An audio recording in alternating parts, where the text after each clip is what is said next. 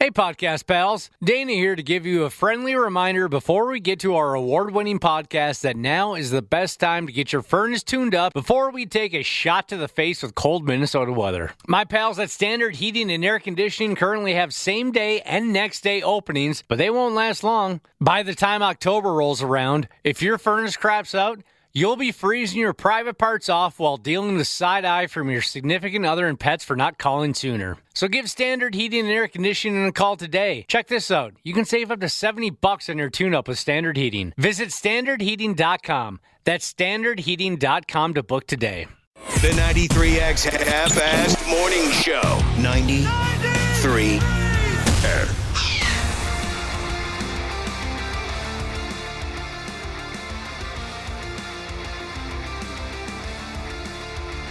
The Tuesday Show. Welcome, everyone. Everyone and even all of y'all are welcome to join us for today's attempt at the 93X Half-Assed Morning Show. Big ball game on television last night. Are you happy, Josh? Yeah, very happy. You love that pro football. You love the Vikings. I sure do. Actually, Ashley asked me a question. Our artificial intelligence Ashley, as our real Ashley is on maternity leave, and I didn't know how to answer it. Dana, it's more for you. Here's her question. Oh, okay. Oh, why isn't her question working? We're still working on AI. All right. Well, apparently she's needs a second or two. Get a little warmed up. Yeah. Ashley has a question specifically for Dana. Yeah. It has to do with last night's ball game. It does. Josh, now do you understand my Super Bowl prediction after watching last night's game? I'm very hopeful, like you, that they're going to win the Super Bowl. Did Daniel stay awake for there this? we go. There's Ashley. She needs to know when to jump in and when to. Well, it's a learning process, right? We're feeding her information, asking her questions. She's not human. No, she's not. So we got to grease the wheels sometimes. Her question again is. Here's her question. Did Daniel stay awake for this one, or did he bitch out again like he did with his precious Bills? Well, that's a great question. Daniel, she called you. She called me Daniel, and I absolutely bitched out. The first half of that game was extremely boring. It was. It was pretty boring. It was very boring. But if you've watched the Vikings, even if it was a giant lead, you can't stop watching because things can change. And obviously that's what happened in the fourth quarter last night. But now that I think about it, yeah, so I went to bed last night, just like I did before the Bills made their big comeback. I might just start offering my services to people. Venmo me $20 during your team's favorite game. I'll go to bed, and they'll have a huge comeback and come win the game. You're going to make a lot of money on that. Yeah. You're going to get rich on that. I'm the only guy in town who's already predicted the Vikings to win this year's Super Bowl. You heard it here first. And last year and the year before. Now you understand my prediction, right, Josh? Hey, again, you can't bust my balls on that, Dana. You guys tried yesterday. All I'm doing year after year is holding up my end of the bargain. That's all I'm doing. I mean, that's technically not a prediction. The team has to take it from there. I can't go out there and quarterback, play defense, whatever they do. Most importantly, kicking and punting. The special teams is where the real games are won and lost. All I can do is hold up my end of things. You're not going to make me feel bad about making this prediction. Yes, their head coach is on the hot seat. He's troubled as hell. He's not. He's the reigning coach of the year. Yes, their starting quarterback is totally unproven and injury prone. But despite all that, this will end up being the season that we all been waiting on. You'll see. I sure hope so. Boy, at first, though, he thought, well, yeah, that's a rookie quarterback, all right, there, the Vikings have. But he figured it out towards the end. Oh, yeah. A few people are texting in saying they battling a little bit of an overhang after last night. I get it. What else is going on? Janel Klein and Willi Myles are going to stop in later. So there you go with that. It's always nice to see our friends in the building. What is this crap? Dana tells us he's going out of town next month to visit Niagara Falls, New York. Does that mean now that you can stop by and see Cubby's professional model side piece girlfriend that lives in that general area? Yeah, I'm hoping to get on the other side of the border, maybe meet up with her. It'd be nice to. No. She's on the American She's side. on the American side. Yeah, I've been very clear about that because people are like, "Oh, sure, you got a model girlfriend in Canada." I've heard that one before. Well, again, she's on the Canadian side. All right, sorry, I just American. She's on the American side. Oh, then I don't even need to bring my passport then, do I? No, you're fine. Oh, cool. Well, Would great. Would you stop by and say something or another? Maybe pass her a message from Josh? Yeah, it would be nice to connect with her, you know. Oh, bad news. She just texted me. I guess she's going to be in Milan for a photo shoot. They have all the super hottest models over there. Oh, shoot. And you don't know when I'm going. Is she going to be gone for a long time then? Oh, I know when you're going. Okay. You're going for a Bills game. I looked ahead at the schedule, and Okay. unfortunately, yeah, she just texted Oh, me. shoot. Dang it. Niagara Falls. What is motivating you to visit Niagara Falls? Well, I'm going to be in Buffalo, and it seems like a cool thing to go check out. Oh, you're going to a ball game there again? Yeah, that's what Josh just said. So You last did? time, Yeah. I did. Last time you were a part of the whole Bills Mafia, and you fell through a table. Mm-hmm. Do you plan on doing that again this year? I would love to. Yeah, absolutely. Fell through a table. Well, it wasn't a jump through a table. You said you jumped through it. It was more of a fall. It was a fall. I fell through the table because I was told by people who have done it before. They've jumped through tables. They say, "Hey, here's the thing: don't be a hero. Don't try to do too much." We've seen so many people that end up in the ER before the game even starts. Just do it safe, get it done, and be over with it. You sent me a photo yesterday of your fall, and at first I thought, oh no, he sent me a corpse. You looked dead. I forgot you had done that, and I thought somebody finally died at one of these things. Yeah, the aftermath. If you take a still photo like my buddy did that I sent you, Josh, of me laying there on the ground after the table fall, it doesn't look very graceful at all. No, well, and also you've lost so much weight since then. I just didn't remember you were that heavy. I was a little tubby back then. Yeah. Niagara Falls. Is it safe to say that that's a tourist trap? I think so. Oh, really? It's not as good as everybody says? Well, I think it's one of those things that's cool to check out. I imagine it's going to kind of be like Mount Rushmore, where you're like, all right, well, yep, there it is. Looks like it does on the TV. Wasn't that kind of what a tourist trap is? You go, you're all excited, and you get there, and it's underwhelming. Yeah. Right. Mm-hmm. I don't know. Never been there. Never really even thought of it before. Some of you might consider that a tourist trap. There are plenty of others. Go ahead, Josh. What is, take a guess, what do you think is considered the biggest tourist trap here in Minnesota? Well, I'm not going to agree with it, but it's the Mall of America. Right. I really like the Mall of America. I do too. I mean, I think maybe just if you've been to it enough times, you're not wowed by it. But if you think about it, it's pretty incredible, that place. The latest report on America's biggest tourist traps, when you look up Minnesota, right there in bold print, they call the Mall plus America a tourist trap, and the criticism is that it's just a mall, right, with roller coasters. If anybody's surprised by that, they should maybe, I don't know, read a newspaper or something. I can't figure out. Of course, it's just a mall with roller coasters. I don't remember pretending it's something. I don't remember ever pretending that it's something other than just that. Yeah, it's a mall with roller coasters. I still like the place. Me too. We went to, they call it Underwater Adventures now. I can't remember. It's changed the name. But that is so much fun. Checking out all the sharks and going underneath that tunnel where everything's floating right over you. It's great. I was there on Saturday night for First Wrestling's Saturday Night Nitro. Big wrestling card there in the Rotunda. It was just an absolute blast. So much fun. I forgot all about that, and then I saw some footage on the television news of a wrestling show being put on at the Mall of America. I'm so out of touch with wrestling, I'm completely ashamed of myself.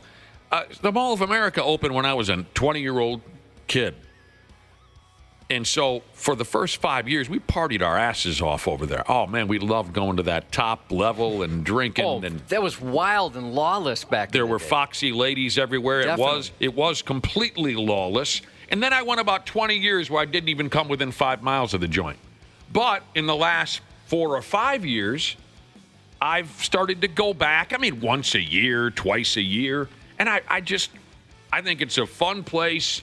There's so many great places to eat. I'm an old man now, so you talk about this is what we're into now. It's no longer foxy ladies. It's food. Food and beer. I mean, there's foxy ladies. There's Hooters. That's still there. I mean, Hooters. There's that, is it the Fair on the 4th or what they call it? Yeah, the Fair on 4 or something like that. Yeah, this place is awesome. Arcades. And plus, I just like people watching. I do. So there's plenty of that. I think it's going away now, but there was that like laser tag and Nerf deal where like urban combat or something like that. Oh, sure. Yep. That was really cool. They got the go-kart track. Escape rooms. I'm not really into that, but also the Halloween deal they do every year. I missed the Halloween.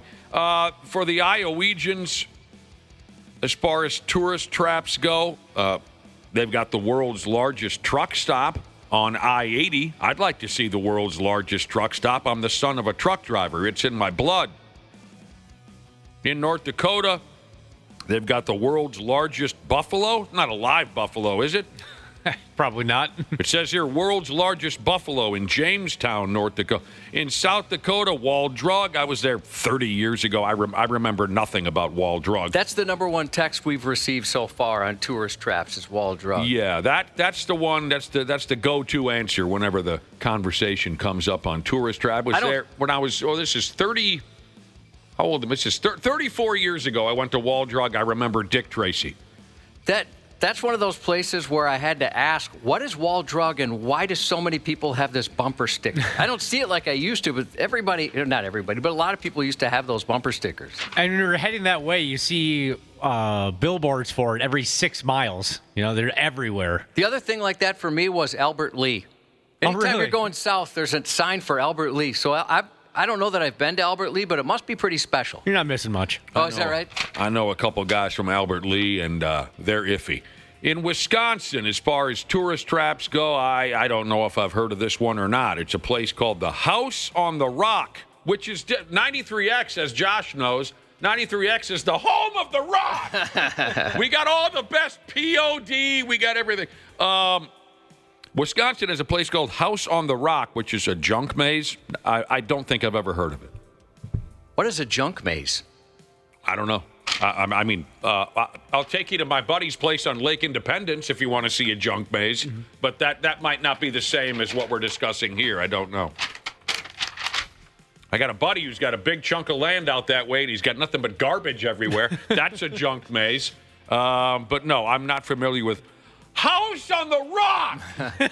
This place looks kind of cool.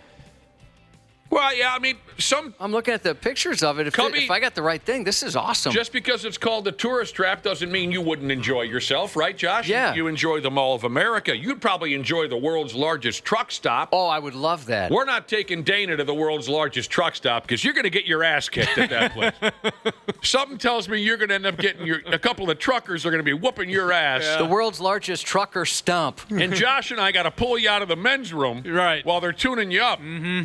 We'll get you out of there, though. We wouldn't leave you there. I appreciate that. Yeah. Got a text here from someone that says, dude, I worked at the Mall of America after it opened in my early 20s. Man, I pulled so much ass from working there. Really? I would think so. I mean, like we were saying, that place was lawless. Dana wanted to, but he was working at the Nickelodeon zone or whatever. You were the wrong place. You'd be surprised. You were the guy who you guessed their weight. You were that guy. Yep. Or the basketball shot, or trying to throw a ping pong ball into a floating dish, which defies all laws of physics. What a cake gig. More anxiety than hair. Jesus said the Hoover Dam is another tourist trap. Yeah, I was expecting to be a little more whelmed than underwhelmed, and I kind of thought the same thing. Did you? Yeah. A friend of mine who's in his 50s is still upset at his parents for taking him to the Grand Canyon when he was 12 because he said it was so friggin' boring and stupid. He's still mad at him. It was a long car ride for nothing. He's not over it yet. He says the Grand Canyon sucked. At least his parents didn't leave him there like poor Joe Dirt. Oh, Joe Dirt. Dirte, I believe. Here are some other... People are disagreeing with House on the Rock. Folks like it. And just based on these photos, I can see exactly why. Well, good. This is just one report. One report on American tourist traps. Dana's going to one in a month or so. He's going to Niagara Falls. Here are some other notables. This sounds like a place you'd like, Josh, because you love the National Football League, you love the Vikings, and you love Christmas. Don't you? You're true, yes. All very true. In Alaska, they've got some kind of gimmick that's supposed to be Santa Claus's house. Yeah, that'd be cool. I'd love to check that out. I live in the North Pole. But when we went to Boston in May, and one of my favorite places was the Christmas store we went into. That's where I got you guys those horny ornaments. Oh, yeah. Those very sexual ornaments. And other folks are texting in saying that the House of Rock or whatever in Wisconsin totally sucks. Anyway. Oh, I haven't seen one of those yet. Yeah, it looks cool. Here's a roll-off Jesus. House on the Rock, biggest effing waste of time and money. Do yourself a favor and go to a bar instead. In Arizona, you hand them $5 in Arizona, and you can stand at the Four Corners Monument, where you stand in 4 states at once. Get over here, kids. I got a 20 on me. We're all going to stand in 4 separate states at once. I think that's pretty cool, actually. In California, Josh, you've been to the Hollywood Walk of Fame. Yeah, that was underwhelming, just in the way that I don't know if it's ever been cleaned. Right. I've heard you can detect notes of urine. Oh, yeah. Yeah, from a few blocks away. Yeah, they say it's a good place to get killed. Yeah. Well, it's funny you say that. We couldn't go the first day because there was a drive-by shooting, so they closed off the entire area. So we had to wait till the next day. I would still like to see... Is that the Sunset Strip? The Hollywood? What do they call it over there? Sunset Strip. Is that where it is? Well, that's what our friend that lived there called it. Okay. I'd still like to go there someday and hit a couple of those bars. Just all the 80s rock history. It was yeah, cool seeing some of those. I'd like to hang out in the same bar that Van Halen did in 1978, things like that. And I would imagine I'd enjoy the Hollywood Walk of Fame where you stroll. Sure, it's garbage and they say it's grimy and there's derelicts everywhere. But I'd like to be walking along and look at my feet and go, ooh, new edition. Yeah, I mean, it's kind of cool, but I was not as... It wasn't as cool as I had thought it would be. Did you notice anybody notable stars? Notable? Any notable stars on the sidewalk that you saw, Josh, that you sought out maybe? Did you see New Edition? Yeah. I did not, no. I didn't know they had one. What about Don Knotts? That's when I found out when we were on the Walk of Fame that people pay to get on it, and it wasn't quite as cool. Hervé Velashev? No, he wasn't on there that I'm aware of. In Colorado, Casa Bonita. The restaurant. Heard all about it. I'd want to go because of South Park. Yeah, I saw the episode of South Park where Cartman wet himself over Casa. I bet it's different now. I mean, now that the South Park guys own it. I watched a documentary. What? The South Park guys own Yeah, that? they bought it now. Oh. Because they wanted to bring it back to its glory. I bet they have good T-shirts and ball caps over there. Sorry, go ahead. Oh, I was just going to say the documentary about the amount of money they had to pour into that place to get it just serviceable was insane. It was like millions of dollars. It was, yeah. Oktoberfest Jesus says the entire city of Las Vegas. Yeah, I agree with that. It was cool. It was cool to be there and see everything you've seen in the movies. But maybe if I was into gambling or prostitutes, it would have been more fun. I went to Las Vegas once, and as we were packing our bags to leave, I knew deep in my soul I would never be back. I enjoyed myself, but there's no reason for me to go back. That's how we felt. We went there for our honeymoon. And it was kind of one of those things where it was cool, but I don't need to go back. My brother, for a long time, went every year. Randy Shaver goes every year. A lot of my friends love it because they're derelict, degenerate gamblers. I did see Larry the Cable Guy live in concert in Las Vegas. But again, as I was leaving, I told myself, there's probably other venues where I can see Larry the Cable Guy. I don't have to come all the way to Nevada to see Larry the... Oh, I saw Chris Angel in Vegas. He was awesome. He was a really, really good performer. He thinks he's awesome.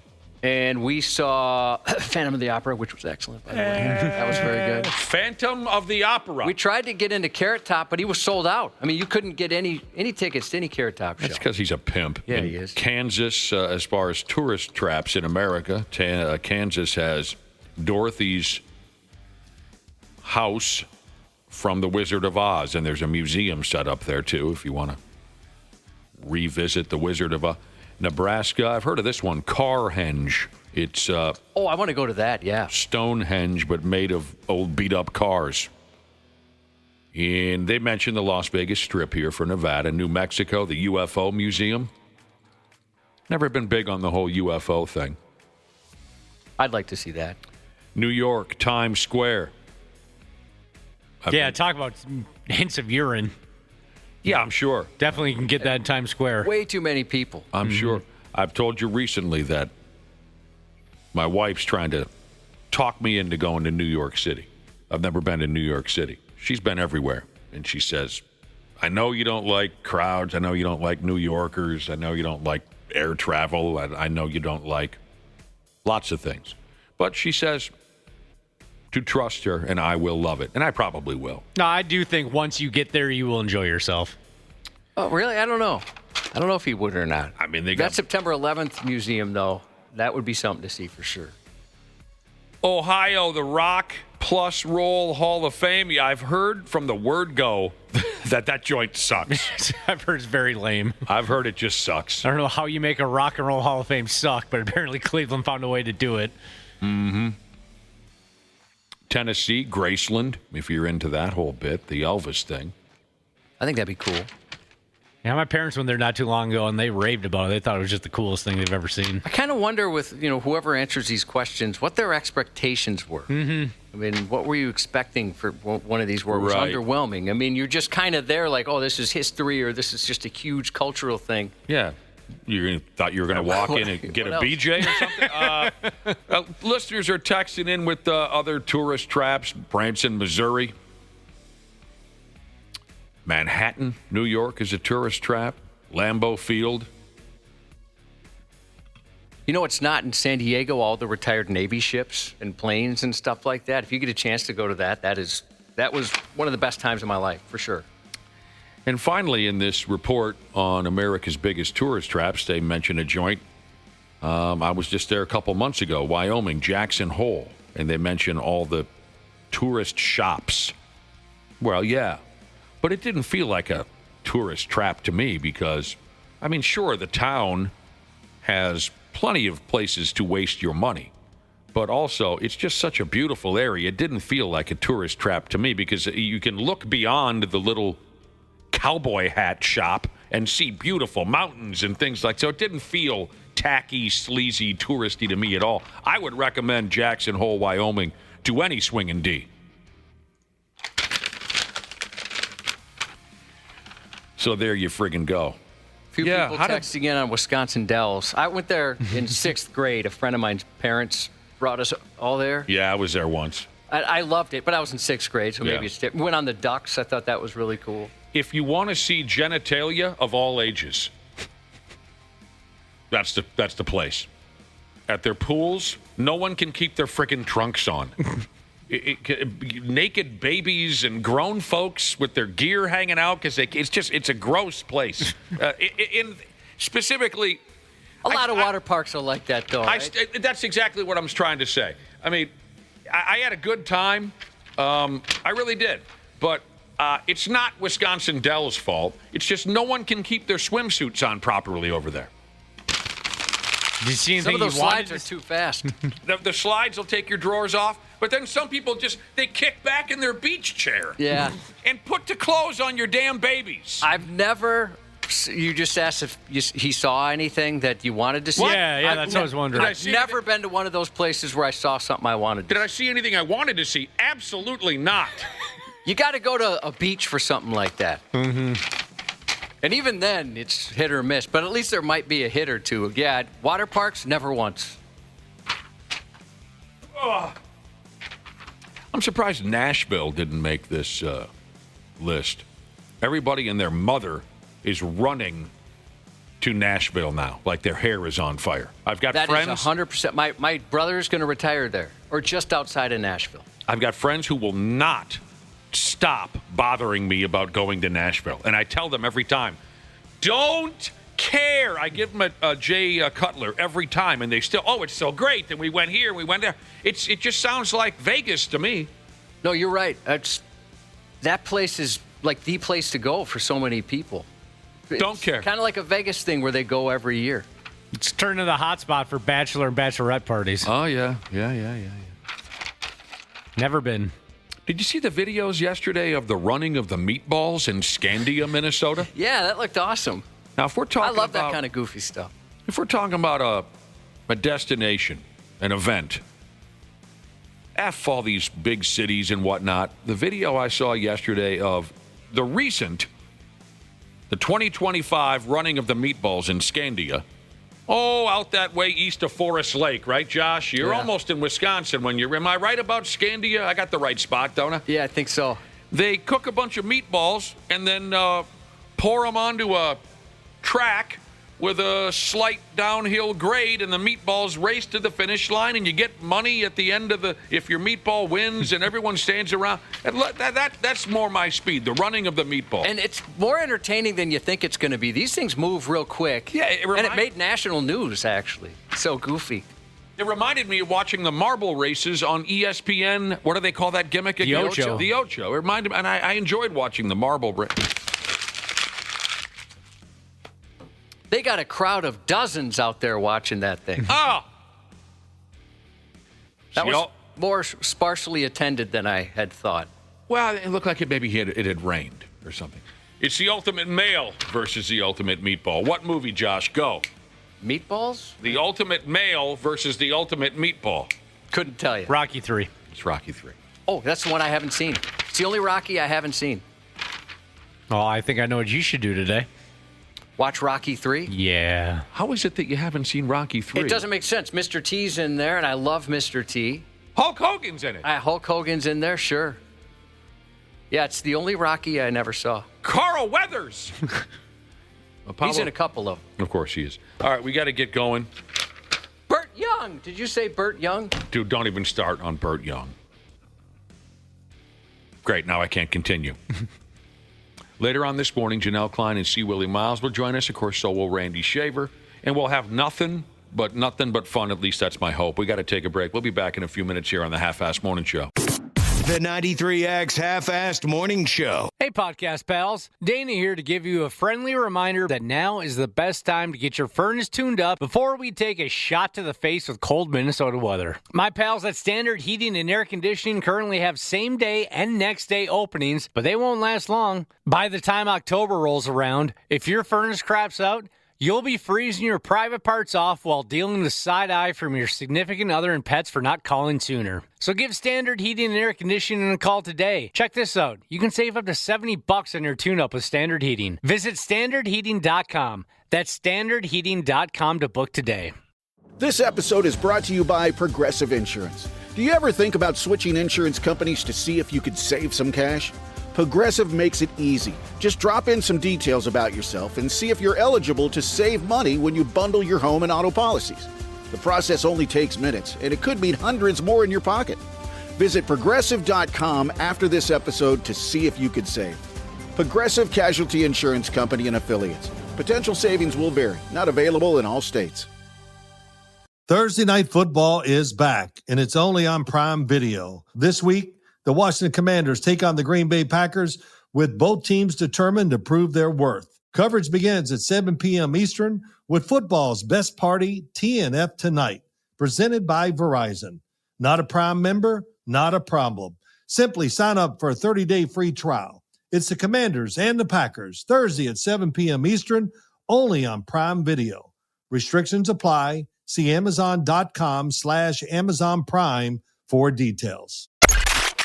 Stupid news on the Half-Assed Morning Show. Word. Earlier we were talking about, Scandia, Minnesota.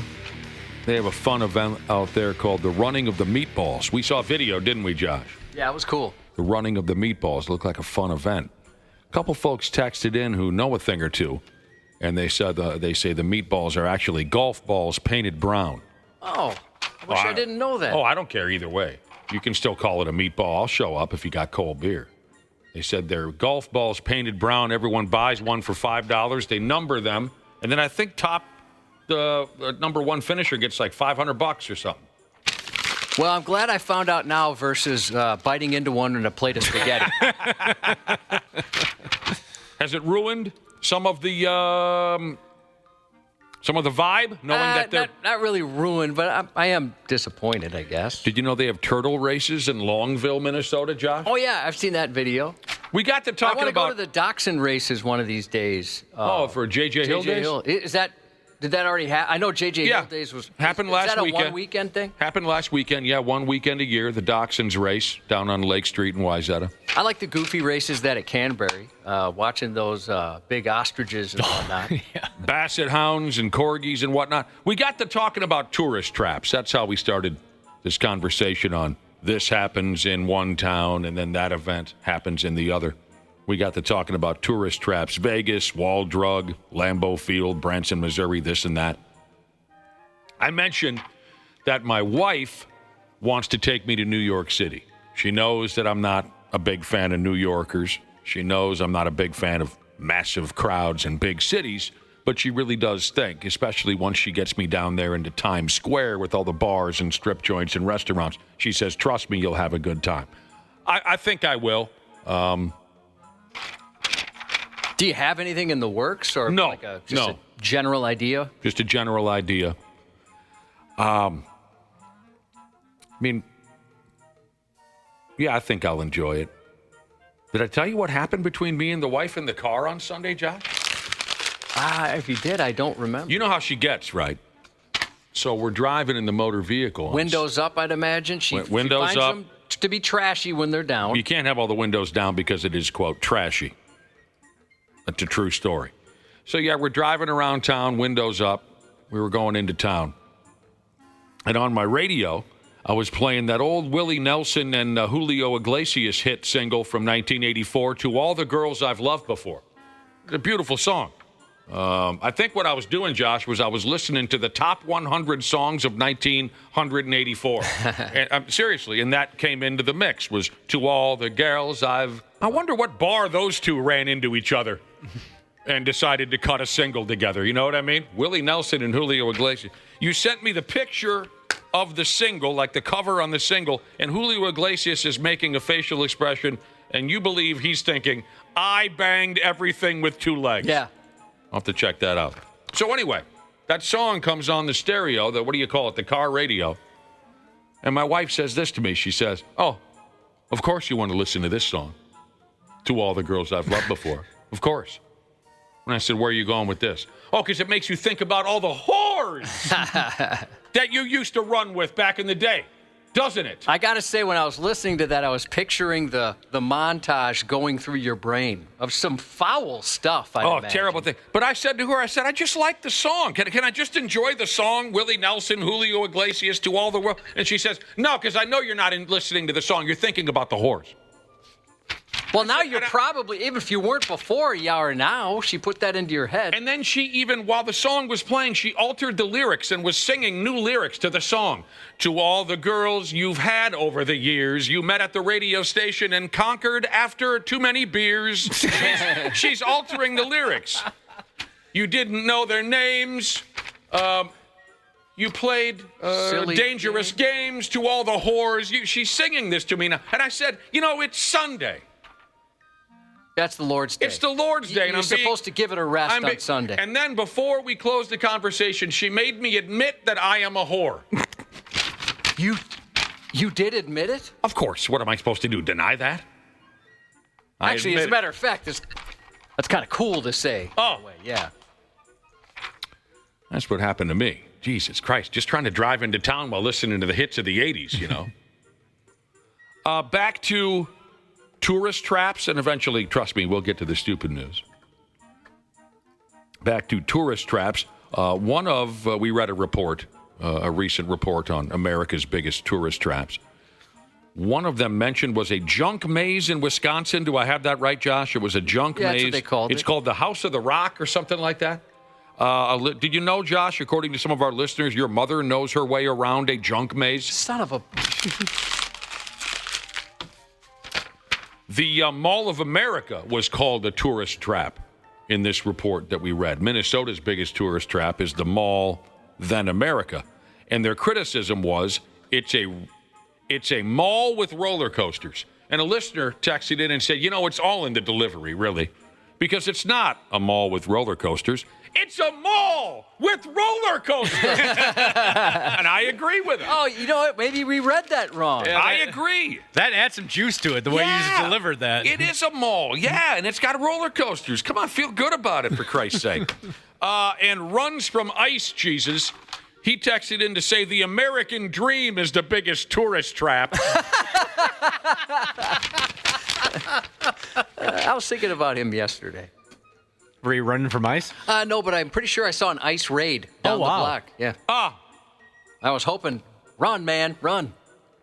And he texted in, he closed out his text to say, why do I leave for work at 4:30 in the morning? The American dream, they say. LOL. There's some funny people out there.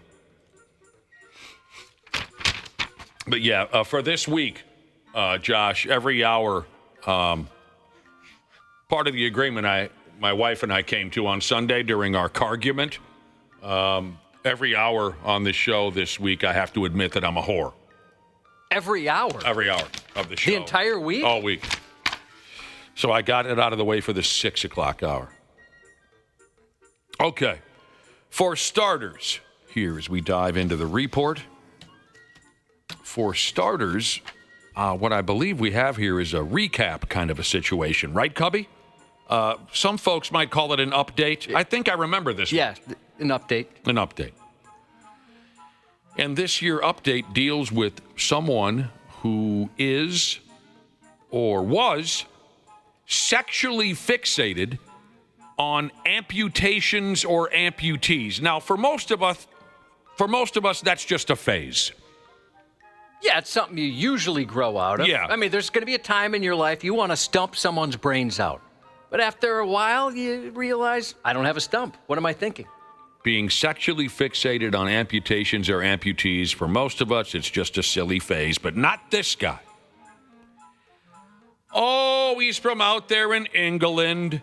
He was a surgeon. He cut a lot of folks' limbs up as a professional over the years. And then he had his own legs chopped off for him. It's a really sick as balls, gruesome story here. Confusing, too. I'll do my best, but all in all, I'm not sure what to make of a lot of this. So this guy was a surgeon. He knows a thing or two about cutting legs off. He became sexually fixated on amputations, and he had his own legs lopped off. He's a different kind of a guy.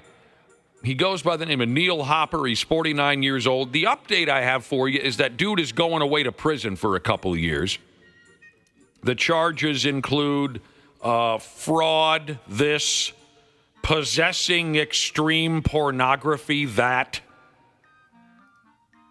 Mr. Hopper. Oh, and yeah, Hopper. It's funny. It just dawned on me. Yeah. He was driven by a sexual fixation with amputees and or amputation. So he went ahead one day, and this is where his fixation reached its peak. He went ahead one day and used dry ice to freeze his own legs. And he was trying to freeze them right off of his body so he could be a double amputee. That's the idea. The idea of his own legs falling off and living the rest of his life without legs, that gave him a bone on. Okay, you following this, Data? Yeah. All right. So he tried to freeze them with dry ice. Next thing you know, he's in the hospital for real skis, and doctors had to amputate his legs below the knee. And he liked that. Oh, he liked it a lot. Perfectly normal. Neil. What did I say? Yeah, Neil. The name. Neil Hopper. That's really what his name is? Isn't it Neil Hopper? I think from last time I remember that we... I don't have it in front of me. Yeah, Neil Hopper. Yeah. How the hell did that not hit me right away? Sometimes when you're in the midst of it, some of the obvious stuff slips by. Heat of the happens moment. To me all the time. Yeah. So the doctors did what he was dreaming of. They chopped his legs off for him. Now, the fraud part of the story kicked in, no pun intended, because Neil Hopper falsely claimed to his insurance company that the amputations were a result of catching that sepsis. You guys have heard of that. That's bad stuff. Yeah. I know someone who passed away, sadly, from that. And nearly passed away, a different person. Dude told his insurance company that the amputations were needed because he caught sepsis. Total BS. But Neil Hopper was handed around $630,000 for that scam. So all this nonsense, it all comes back to that freak show, criminal, sick sumbitch body modification website that we've discussed a few times before. The guy who ran the website is a guy called Marius Gustafsson, who is now serving a life sentence for all the graphic, awful things that happened on that website, arms and legs being sawed off and whatnot. Remember, that Hopper dude was a surgeon. Now that he's made the papers over this horror movie amputation story, this is really interesting to me. Some of Hopper's former patients have sought legal advice out of concerns that he carried out unnecessary amputations on them back in the day. Yeah, I'd worry about that, wouldn't you? Yes, people are looking back saying, damn, maybe I could have kept that thumb after that fireworks accident, but Dinkus chopped it off for me because it gave him a rod. One-legged biker Jesus said, as an amputee, tell Neil Hopper we don't want him on our team. Trust me, we know this is this guy. We're not going to associate other folks with that. At Neil Hopper's court hearings, his lawyer said that he does not regret the amputations, but he does bitterly regret his dishonesty. After the operations, remember, his family and friends thought that his legs were coming off due to sepsis. And his family and friends supported him. You know, gave him money, helped him out in any way they could. So Mr. Hopper is regretful that he was dishonest with his friends and family. But he's not regretful that he had his legs chopped off. I won't read the name here just in case they don't want it out. But this person says his girlfriend works at a prosthetics company and they get calls from pervs often enough. They have to do actual training on how to deal with it. I had no idea. Can you imagine, Josh, telling your friends and your family, yeah, it's a real bitch. My legs got to come off because of sepsis. Even though you caused the issues with your legs, right? Can you imagine then when you get caught, like this Mr. Hopper, approaching your friends and family and apologizing for lying about such a serious thing? And how do you even begin that? I think what I would do is I would put myself in a backpack, put myself on the back of Runs from Ice Jesus and say, just go, man. Oh, get me out of here. I'm glad this came back up because I forgot the last time I'd looked up some weird trivia just kind of related to this to see if there's anything weird kind of silly. I love weird trivia. Me too. And so people are saying, in the UK, they've watched some shows like on TLC where it seems like this is kind of a thing over there, or it seems to, for whatever reason, more people there than elsewhere. Yeah. So here's a couple facts on that. Limping on purpose, according to this fact site, or trivia site maybe, was a popular trend in the mid-1800s in the UK. The Princess of Wales had rheumatic fever, which gave her a limp, and because she was a big fashion icon and trend center, other women started limping too, because they wanted to be like her. My damn. And then in the Netherlands, supposedly people who are disabled get money from the government up to 12 times a year to spend on prostitutes. Prostitutes? Whoa. I thought you were going to say prosthetics. Wouldn't that be something if that was a typo? Jesus. All right. Yeah, I don't know how. You just never come back from that. Your friends and family were supporting you. It's not easy to tell your family and friends that you can only get wood from amputations also. You save that one for a big occasion like Christmas or your mother's birthday or something. Way too much Reddit. Jesus said, you might say Neil's family and friends were trying to give him a leg up. It's like those people that, how awful, say they've got cancer or even worse, their kid has cancer. Right. Would you mind helping us out? We're in a real tough spot here. I've got cancer. My child has cancer. And then money comes rolling in, and they take that money and they buy a car and they go to Brazil, and then you find out it's all a lie. You never show your face again. All right, a getaway car is key for any garbage pile crook. or crooks. Yeah, and you want to make sure it's in good repair, right? The license plate lights are working. Everything is functioning as it should. You're obeying all the speed limits, things like that. The trick is, once you commit your crime and you get in that getaway car, you got to remember to get the F away. A few weeks ago, 2 idiots in Massachusetts by the names of Dominique Marion and Tynaja Williams. These two, they snatched up more than $2,000 worth of clothes from a TJ Maxx ski. You know what I found out during the story? You can get a lot of clothes for $2,000 at TJ Maxx. I mean, it looks like they stole the entire store. Is it a carload of stuff? Yeah. You know what I bought from TJ Maxx one day, Josh? What's that? Shoes. Shoes. They've got like a lot of gift items.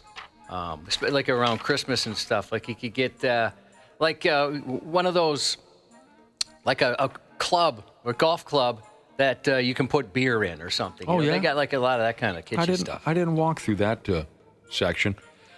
So 2 idiots in Massachusetts, Dominique and Tynaja, they stole $2,000 worth of clothes from TJ Maxx. The local cops didn't have trouble tracking these 2 effing morons down. Just a few minutes after their caper, they were spotted directly across the damn street in the Wendy's drive-thru. I see the temptation, but is that just being extra cocky? I think most of us would want to get as far away as possible. There's plenty of Wendy's. Shoot, we got 2 in Egan. Just go to the other one. Cocky might be the word. Just certainly stupid. Brain dead, ridiculous, stupid might be. Now, I know a cheap shot when I hear one. You tell me if this was necessary. The local police department said the cop who spotted the 2 lady crooks was, quote, no stranger to the Wendy's drive-thru. I want somebody to describe me as that. They're just straight up calling a player fat. That's all that is. That's a cheap shot. They said the cop that spotted these 2 gals in the drive-thru was no stranger to Wendy's. The stolen clothes from TJ Maxx were in their car. The cops also found a separate pile of additional items believed to have been stolen from other area stores. Both women were charged with larceny, conspiracy. In my book, the only valid excuse to be in that Wendy's drive-thru immediately after committing a crime is if they were waiting on a Frosty. Other than that, they should have just been using that getaway car to get the F away. Well, that Baconator's pretty sweet. Curly fries. I'm a sweets guy. I'm always going to go.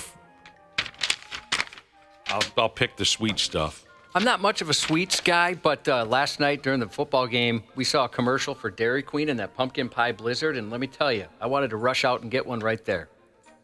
It's beautiful. You guys like that one? I haven't tried that one. What about the McDonald's Shamrock Shake? Fan? Sure. I like damn near any candy, malt, shakes, cookies, whatever the hell. I'm sure I would love the pumpkin pie, whatever you say. Are you a sherbet guy? Whatever, dude. Push it in front of me. I'll spoon it into my arrogant hole. What about a push pop? I don't even know what that is. You have to send a link or something. Yeah, I'll send you guys some links. I don't know what. Now, you guys are kind of looking at each other like you know what a push... What's a push pop? What's a push pop? I'll send you some links. Remember the story about my buddy who walked into Dairy Queen drunk, Josh, and ordered a Butterfinger blister? Oh, yeah, absolutely. Yeah, that was fun. Oh, I was conflating Wendy's and Arby's. You're right. It's Arby's that has the curly fries. Oh. I'll tell you what, a buddy of mine once must have been Arby's. Got a curly fry in his regular fries, and it was like he won the lottery. He was so excited about it. No, it's nice. It happens a lot over there. I'm not sure what this is all about as we continue. What happened? Sorry. Mm-hmm. Skin and Chainsaw. Does he know what a push pop is? Ask Skin and Chainsaw. I don't know. Ask Skin and Chainsaw Packing Jesus said the pumpkin pie blizzard F's. It does. I bet it does. Yeah. We're going to have to try to figure this one out together because I'm a little lost. Some clown in Illinois, he keeps buying and returning 110-pound anvils on Amazon. Anvil. The last time I heard or saw an anvil, I was watching the Roadrunner blast one over the skull of Wile E. Coyote on my television. That's pretty much. It's the last time I heard or saw anything about an anvil. Yeah, I don't even know what the actual use of them is. I just know it's used as a weapon in the cartoons. And I also have to say that I don't have any idea why a documentary was made about that band. They were terrible. Anyway. Oh, really? They're terrible. I wasn't necessarily a fan, but I actually liked the documentary. I thought it was kind of interesting. Awful. The documentary or the music or both? Both. Really? Yeah. Okay. I was surprised. Like, oh, this is kind of fascinating. There's a story that my grandpa used to tell. Again, he used to get us with these. I believed it because it was my grandpa. He was, he's in the war. I thought, this guy's a hero to me. He tells the truth. But he said there was a great grandfather of mine was hung, or they tried to. Oh, for Christ's sake! Can a guy just tell a story, Dana? Dana, come on, grow up. All right, actually, Dana didn't make a sound. Yeah. He apparently picked up he was a blacksmith, according to my grandpa. He picked up an anvil and he killed a guy with it, right? Wait, let's get back to the hung part. Okay, you had I'll tell you, I'm getting to that. He was hung for that crime. Yes. Okay. So he kills the guy. Killed the guy with an anvil. According to my grandpa. Right. And they hung him. Right. He survived. No, he didn't. So, exactly. So they did it again. And once again, the rope broke. Uh-huh. And apparently, if that happened, according to my grandpa, they let you go. They just figured, well, it's fate. He tried twice and it didn't work out. He was a big guy. Your grandpa really stuck to this story over the years? Yeah, up until he died from an anvil hit, actually. Was he one of the goofy ones? Well, he was, but he was very straight. He was like a straight man, and he would tell these kind of things. I told you, he's the same guy that used to claim he went to school with I have a big bottom. Yeah, that never happened. A very attractive lady. That also never happened. All right. So this guy in Illinois, he keeps buying and returning anvils on Amazon. And they weigh 110 pounds apiece. He goes by the name of John Bo Stockwell on TikTok. That's his TikTok handle or whatever. He spent the last 8 months repeatedly buying and returning anvils. Each of them, I should say. Each of them costs $230.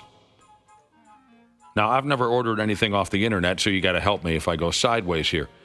He's an Amazon Prime member, so he takes advantage of the free shipping perk. When his anvil orders arrive on his doorstep, he immediately ships them back, also for free.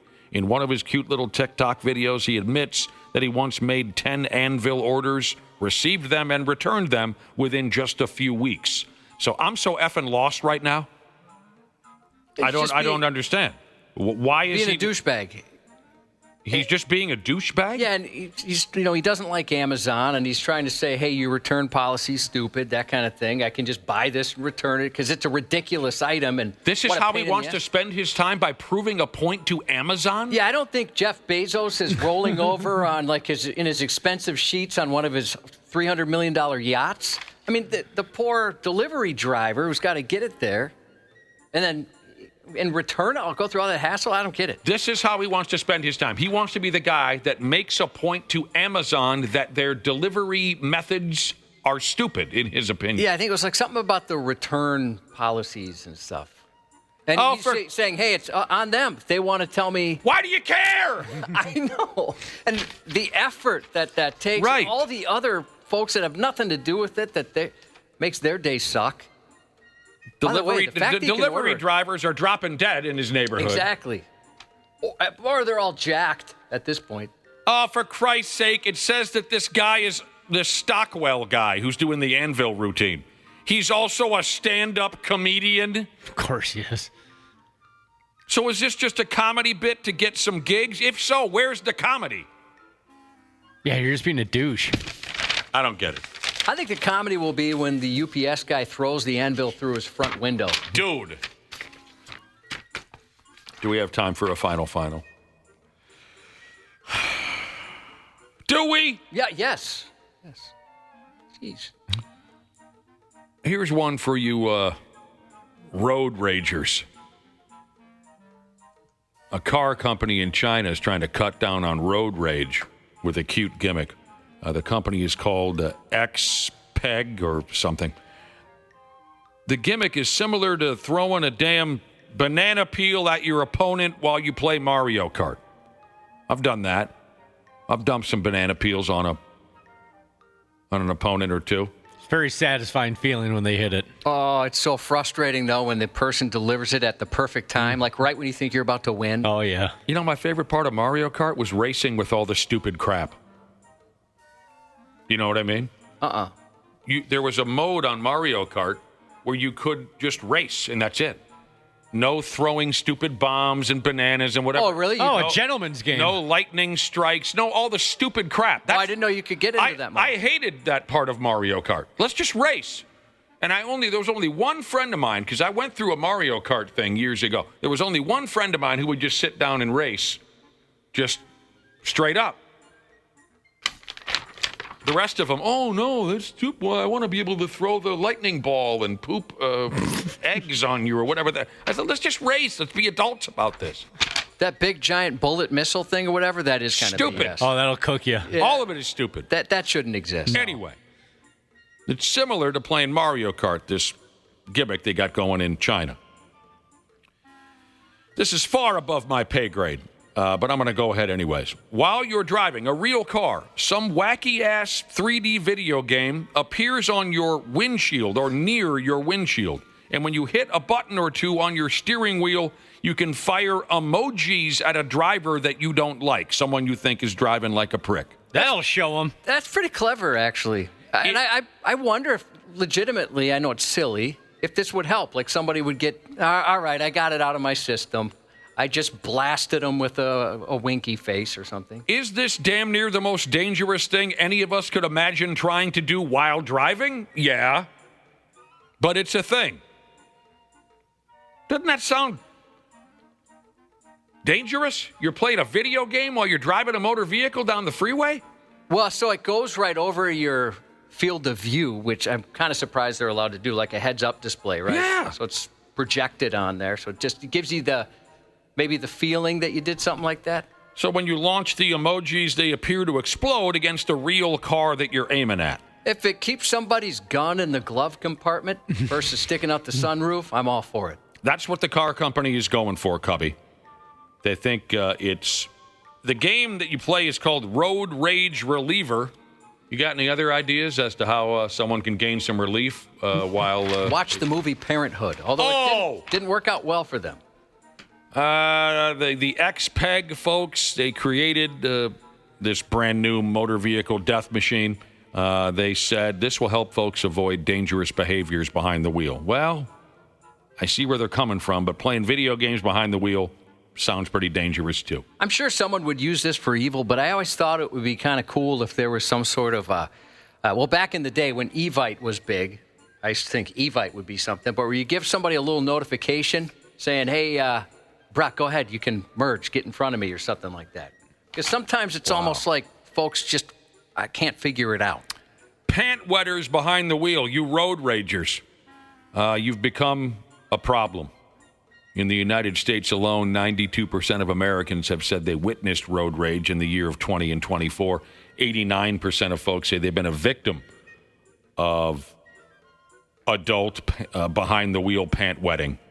89% of people said they've been a victim of road rage. It's just one of the dumbest things, in my opinion, road rage. It's just one of the dumbest damn things. If you can't keep your emotions in check, then maybe you shouldn't be a licensed driver.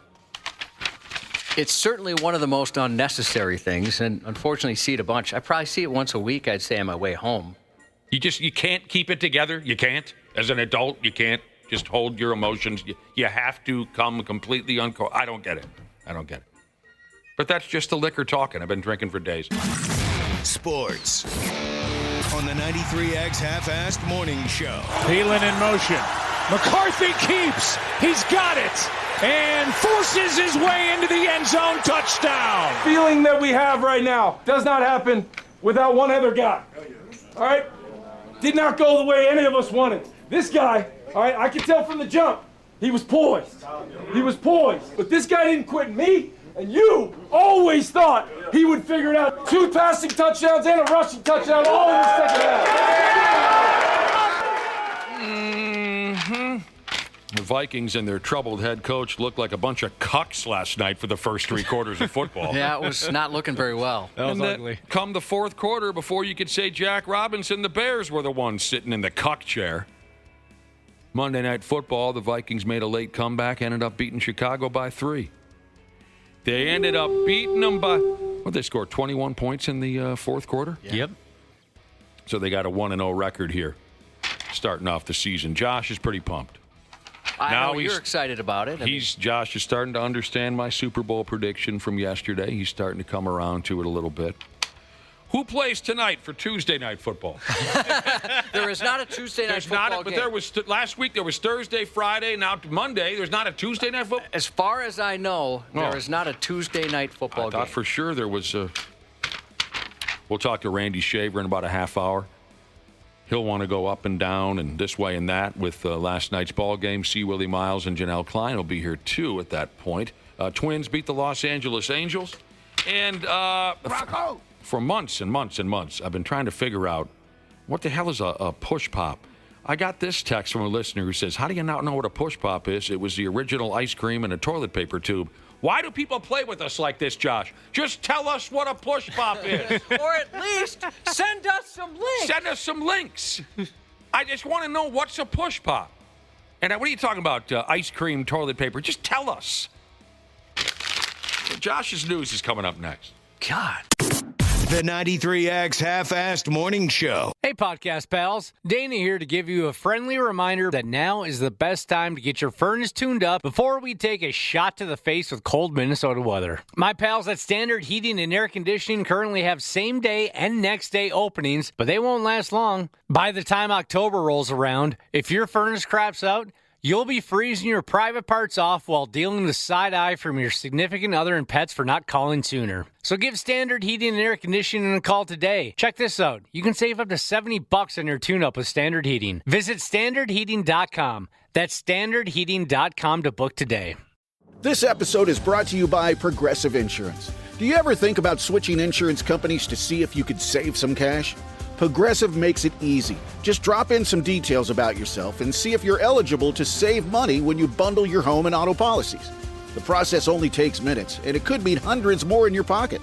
Visit Progressive.com after this episode to see if you could save.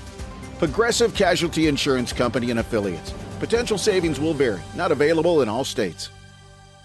You buy a pair of socks, that's 2 socks. You buy a pair of Bombas socks, that's 4 socks. Because one purchased is one donated. Socks are the #1 most requested clothing item in homeless shelters. So when you buy a pair of super comfortable Bombas socks, you're also donating a pair. Bombas customers have powered over 150 million donations. So Bombas would like to thank you 150 million times, but we only have like 30 seconds.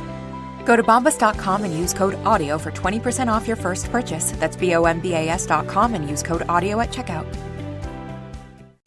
Got a full tank of gas, half a pack of cigarettes, it's dark, and we're wearing sunglasses. Hit it. The 93X Half-Assed Morning Show. Do you think she saved your life? Of course. The La Repubblica investigative reporter told us. The evidence is in the video, and I now fear for her life. There's a new animal hero in Peru, and it's not Paddington. This time, the spotlight belongs to a brave little puppy who's being celebrated as a canine champion after managing to snuff out a stick of dynamite tossed into her family's yard. Is that a regular thing in Peru? Well, apparently, according to the homeowner, it's more common than you'd like it to be. F me. The Peruvian pup, a 25-pound Cocker Spaniel mix, was likely just as stunned as anyone else when she saw a sparkling object arc into the yard late one evening. Security footage shows a black-clad suspect hurling the explosive before sprinting away, not waiting around even to see the damage they intended. But instead of disaster, something incredible happened. The small pup darted down the stairs, zeroed in on the hissing fuse, and began pawing at it. Then, with astonishing instinct, boom! She picked up the dynamite in her mouth. Oh. The fuse went out. The danger fizzled, and the little dog turned a terrifying moment into a miraculous save, earning herself a well-deserved round of applause. She chewed it and saved our lives, he told us. Proof that this pup is not only man's best friend, but also best protector. You couldn't do that without saying round of applause. Oh, is that what I said? Yeah. I misspoke. I meant to say applause. In the day that followed, Her family realized her vocal cords had taken a hit, and she hadn't been able to bark quite the way she used to. She's having trouble barking, he said, explaining her vocal cords were damaged. You can't hear her bark now. Her owner admitted he was more surprised by her courage than by the threat itself, brushing off the attempted attack as something that just simply comes with his line of work as a journalist. Oh, man. Well, you He's write pretty even keel right there. You write a bad story about someone, they're tossing dynamite sticks into your yard? I guess. Tough crowd. Man, that could have gone the wrong way really quickly for that dog. Yeah, no doubt. So because the dynamite was burning in the puppy's yap, now she's not feeling 100%. Yeah, it sounds like it's the vocal cords were damaged, so they're hoping that it comes back. They're doing their best. Well, isn't that the cutest effing thing you've heard all day? Yeah. An Oregon woman is facing several charges after firing multiple shots into a Portland home while accusing the owner of being a galactic spy. Oh, God. A man renting a duplex through Airbnb called 911 Thursday saying he heard a loud clanging sound followed by shattering glass. He told dispatchers he heard a woman shouting, "Mikey!" Then a brick crashed through his kitchen window, forcing him to duck for cover. When officers arrived, they heard 2 gunshots and spotted a woman strolling away like nothing was amiss. She ignored their shouts to stop, so they took her to the ground, where body cam footage caught her dropping a .44 caliber revolver.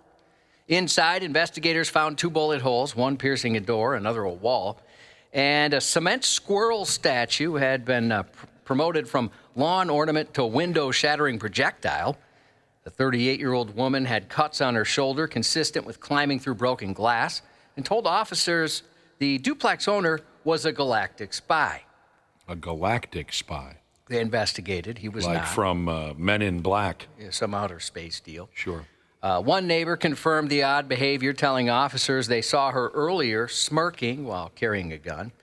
Court records show she has no prior criminal history, and it's not clear if she even knew the duplex owner at all. Well, that's a terrible thing, but the good news is now, Cubby, we can get her a room. Yeah, she needs to go someplace for a little while and have a professional to talk to. Just lay down here, get some rest. A Canadian man was pulled over by police after cruising down a busy road in a child-sized pink Barbie Jeep while drunk. Photos taken by bystanders show 28-year-old Casper Lincoln wearing aviator sunglasses, confidently rolling along a main thoroughfare. He later explained he was planning to grab a Slurpee with a friend. But as he put it, he got lazy and decided to borrow his roommate's kid's toy car instead. And I just wanted to get a Slurpee. I got lazy. I didn't want to walk. I'm going to like 3 clicks. The joyride didn't last long, and cops didn't find it as funny as he did. He's having a good time. Yeah, he looked like he was having fun. Yeah. An unmarked police cruiser pulled him over, and moments later he was arrested. Some people nearby couldn't believe what they were seeing. A friend who filmed the handcuffing had questions for the officers. You're really arresting him for driving a kid's Jeep? Yes, they were. Yeah, lady. According to Lincoln, the officers told him that they'd received multiple calls that he'd been driving in the middle of the road. He denied that, saying he stuck to the sidewalk most of the time until he ran into a blocked lane. I did my hand signals and everything. Model number, Barbie Jeep. Color pink. Police pointed out that operating an unlicensed motorized vehicle on a road meant for regular cars is against the law and very dangerous. Staff Sergeant Chris Clark explained driving an uninsured vehicle is grounds for arrest, especially when possible impairment is involved. Lincoln admitted he blew over the legal blood limit, twice over the legal limit, after being stopped. Police said he'd been arrested several times, but this quote is the most hilarious one. This is pretty low here. In Ely, police are warning families someone might be tampering with children's bicycles. Oh, boy. According to the Ely Police Department, several reports this year describe kids' front tires flying off mid-ride. Oh, my God. Sending young cyclists from pedal to pavement. A number of kids have already been injured, and officers now suspect the wipeouts weren't mechanical mishaps, but the result of douchebags doing deliberate damage. Who's booby-trapping the kids' bicycles? They're trying to figure that out. Based on what we've seen, these incidents might not be accidents at all, but the result of someone deliberately tampering with the bikes, the department explained. Police are urging parents and guardians to give bikes regular checkups, teach kids how to spot suspicious loose parts, and keep those two-wheelers tucked in at night rather than leaving them unattended. Man, some weirdo lurking in the woods waiting for kids to go ass over apple cart on their bicycle. Yeah, apparently. What started with a craving for another drink ended with 38-year-old Jeffrey Kimmel bleeding, spitting, strapped with a spit mask, and facing a long list of criminal charges because a Palm Coast, Florida liquor store refused to sell him more alcohol. I love when they put that spit mask on. Yeah, it is kind of fun watching. Yeah. And the he helmet, they put the helmet on them, too, sometimes, so they won't bash their head into the back of the cop car. You know what I'm saying? That's funny, too. Around 2 p.m. Wednesday, deputies were dispatched to Sharp's Discount Liquors for a man with a large knife tucked in his waistband standing on top of the counter. He was spitting at people and throwing bottles. Witnesses say he'd already been in once that day, bought 4 shots of liquor, and left without incident. Bought 4 shots of liquor? Yeah. But when he returned asking for more, the store drew the line, and that denial lit the fuse. Body camera footage shows the deputy tried to talk him down gently. We're just trying to figure out why you were up on the counter. That's your job to figure out. All right, bro. That's what we're doing, man. Cool. I'm cool with that. Good, man. Excellent. So we're all on the same As long page. as you're cool with us, we'll be cool with you, bro. Even after... All right. It didn't remain that cordial, though, huh? No, it did not. No. It got weird. I don't know if it's funny or just weird. I don't know. Even after offering him an out at the end of the clip there, hey, just be cool. We'll be cool. He unraveled. First, he launched into a bizarre chant of boogity, boogity, boogity. Oh, like Darrell Waltrip. Before daring deputies to tase, pepper spray, and beat him, claiming he likes the, quote, rough stuff. Boogity, boogity, boogity. Beat my ass. Pepper spray me. Taste me. Woo, wee-haw. Hee-haw. Sir. You, sir. Do it again. Do it again. I like the rough stuff. I'm going to bite your hands and spit on you, he said. Oh. Then, true to his word, he gave them the old Haley Welch. When deputies found him outside, his hands were already cut up from smashing glass, and his behavior got worse. He kicked, screamed, and spat as deputies tried to restrain him, spitting blood so aggressively they finally put on a spit mask over his head just to protect themselves from the bloody snag. I'm going to bite your head and spit on it. And he did.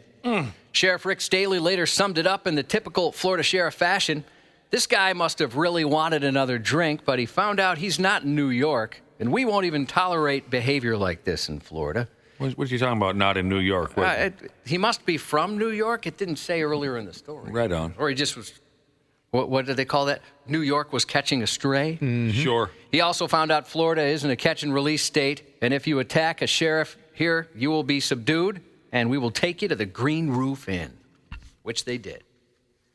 That guy sounded like a real pain in the ass. Yeah, I think he thought he was a lot funnier. Yeah, that's exactly what I was going to say. I wanted that to be funny. He really wasn't that funny. Yeah, it was more annoying. Yeah, he thought he was, but he was not. There once was cocaine poop in Nantucket. A test on sewage in wealthy Nantucket Island, long known as the summer playground for the rich and famous, found cocaine levels significantly higher than anywhere else in the country. Turns out there's... Who the hell's gig was it to test all those turds? I guess they test turds for a lot of things. Wow. And cocaine is a part of it. As a matter of fact, it was 50% higher than the U.S. average. Tough gig. Turns out there's plenty of crack falling out butt cracks there as levels of cocaine in wastewater tested around the gilded Massachusetts gateway for wealth hedge funders and yacht hoppers, twice the national average. Crack rocks? Crack cocaine, bunch of different drugs. I didn't think the rich dangled with crack rocks. It's unless you're in Motley Crue, of course. And they might have been there. They mentioned rock stars hang out there too. Right. The testing I don't want to isolate Motley Crue, but rock stars, I mean. The testing carried out over 6 weeks before June 18th and July 28th also detected traces of fentanyl, corn kernels, and methamphetamine. Corn kernels. Along with prescription opioids, including codeine, morphine, Legos, and oxycodone. So they're doing every drug. Yeah. Do you remember during COVID they were testing poop for COVID too, wastewater? Sounds familiar. I'll go along with it. Curiously, where cocaine levels were well above average, fentanyl and meth levels were actually lower than what's typically seen across the country. Experts say more testing will be carried out over the winter when the island typically empties of its rich and famous summer visitors. The implication being the island's famous summertime guests maybe the ones tipping those drug numbers so far above the norm. Is this the liquor talking, Josh? Was this a dream? I swear to God, I read something or another. Maybe I heard it from you on your news report, where you know how folks are dragging big barrels of cocaine across the ocean all the time, right, and bringing it to Florida? Yep. You've heard those stories before, right? I thought I saw a story where they tested the feces of the fish that live in the waters down there in Florida, and they were all loaded on cocaine because a lot of that booger sugar gets dropped into the ocean. Yeah, cocaine sharks. And the cocaine, yeah. That's exactly right. Oh. In a related feces fact, it takes 27,000 trees to make all the toilet paper the world goes through in a single day, twice that amount on May 6th every year, or 9.8 million trees per year for the world to wipe their butts. Hate trees. I'll make a deal with you, Josh. You get rid of, how do you say this? You get rid of all those trees, I'll just wipe with my bare hand. A former New... Oh, geez. You know what? Let's see. I got to look at what we got here. We got plenty of time. I'll get two more. Make Randy Shaver wait. A 20-year-old man's accused of swiping a duffel bag from a boat tied up on Lake Minnetonka. And because it was Lake Minnetonka, the bag wasn't filled with lures or any regular guy stuff. Inside was a watch worth nearly $250,000, along with other luxury items and several $1,000s in cash. They're rolling large out there. Word. And apparently it was a former North Dakota State football player. Oh, everybody should know his name then if he played for North Dakota State. According to the complaint, the bag's owner said he tucked it away in a sealed cabin of his boat, which was docked outside Maynard's in Excelsior. He and a group of others went inside about 10:15 p.m. But when he returned later that night, the bougie bag had vanished. Police say the Louis Vuitton duffel bag contained a Rolex valued at $228,000, $25,000 worth of limited edition clothing. Again, this was just in a duffel bag. I keep all that stuff on my boat, too. Somewhere between $5,000 and $10,000 in cash and roughly $400 worth of cologne. Also tucked inside were his car keys, his passport, a pair of Apple AirPods, and flash drives he uses for work.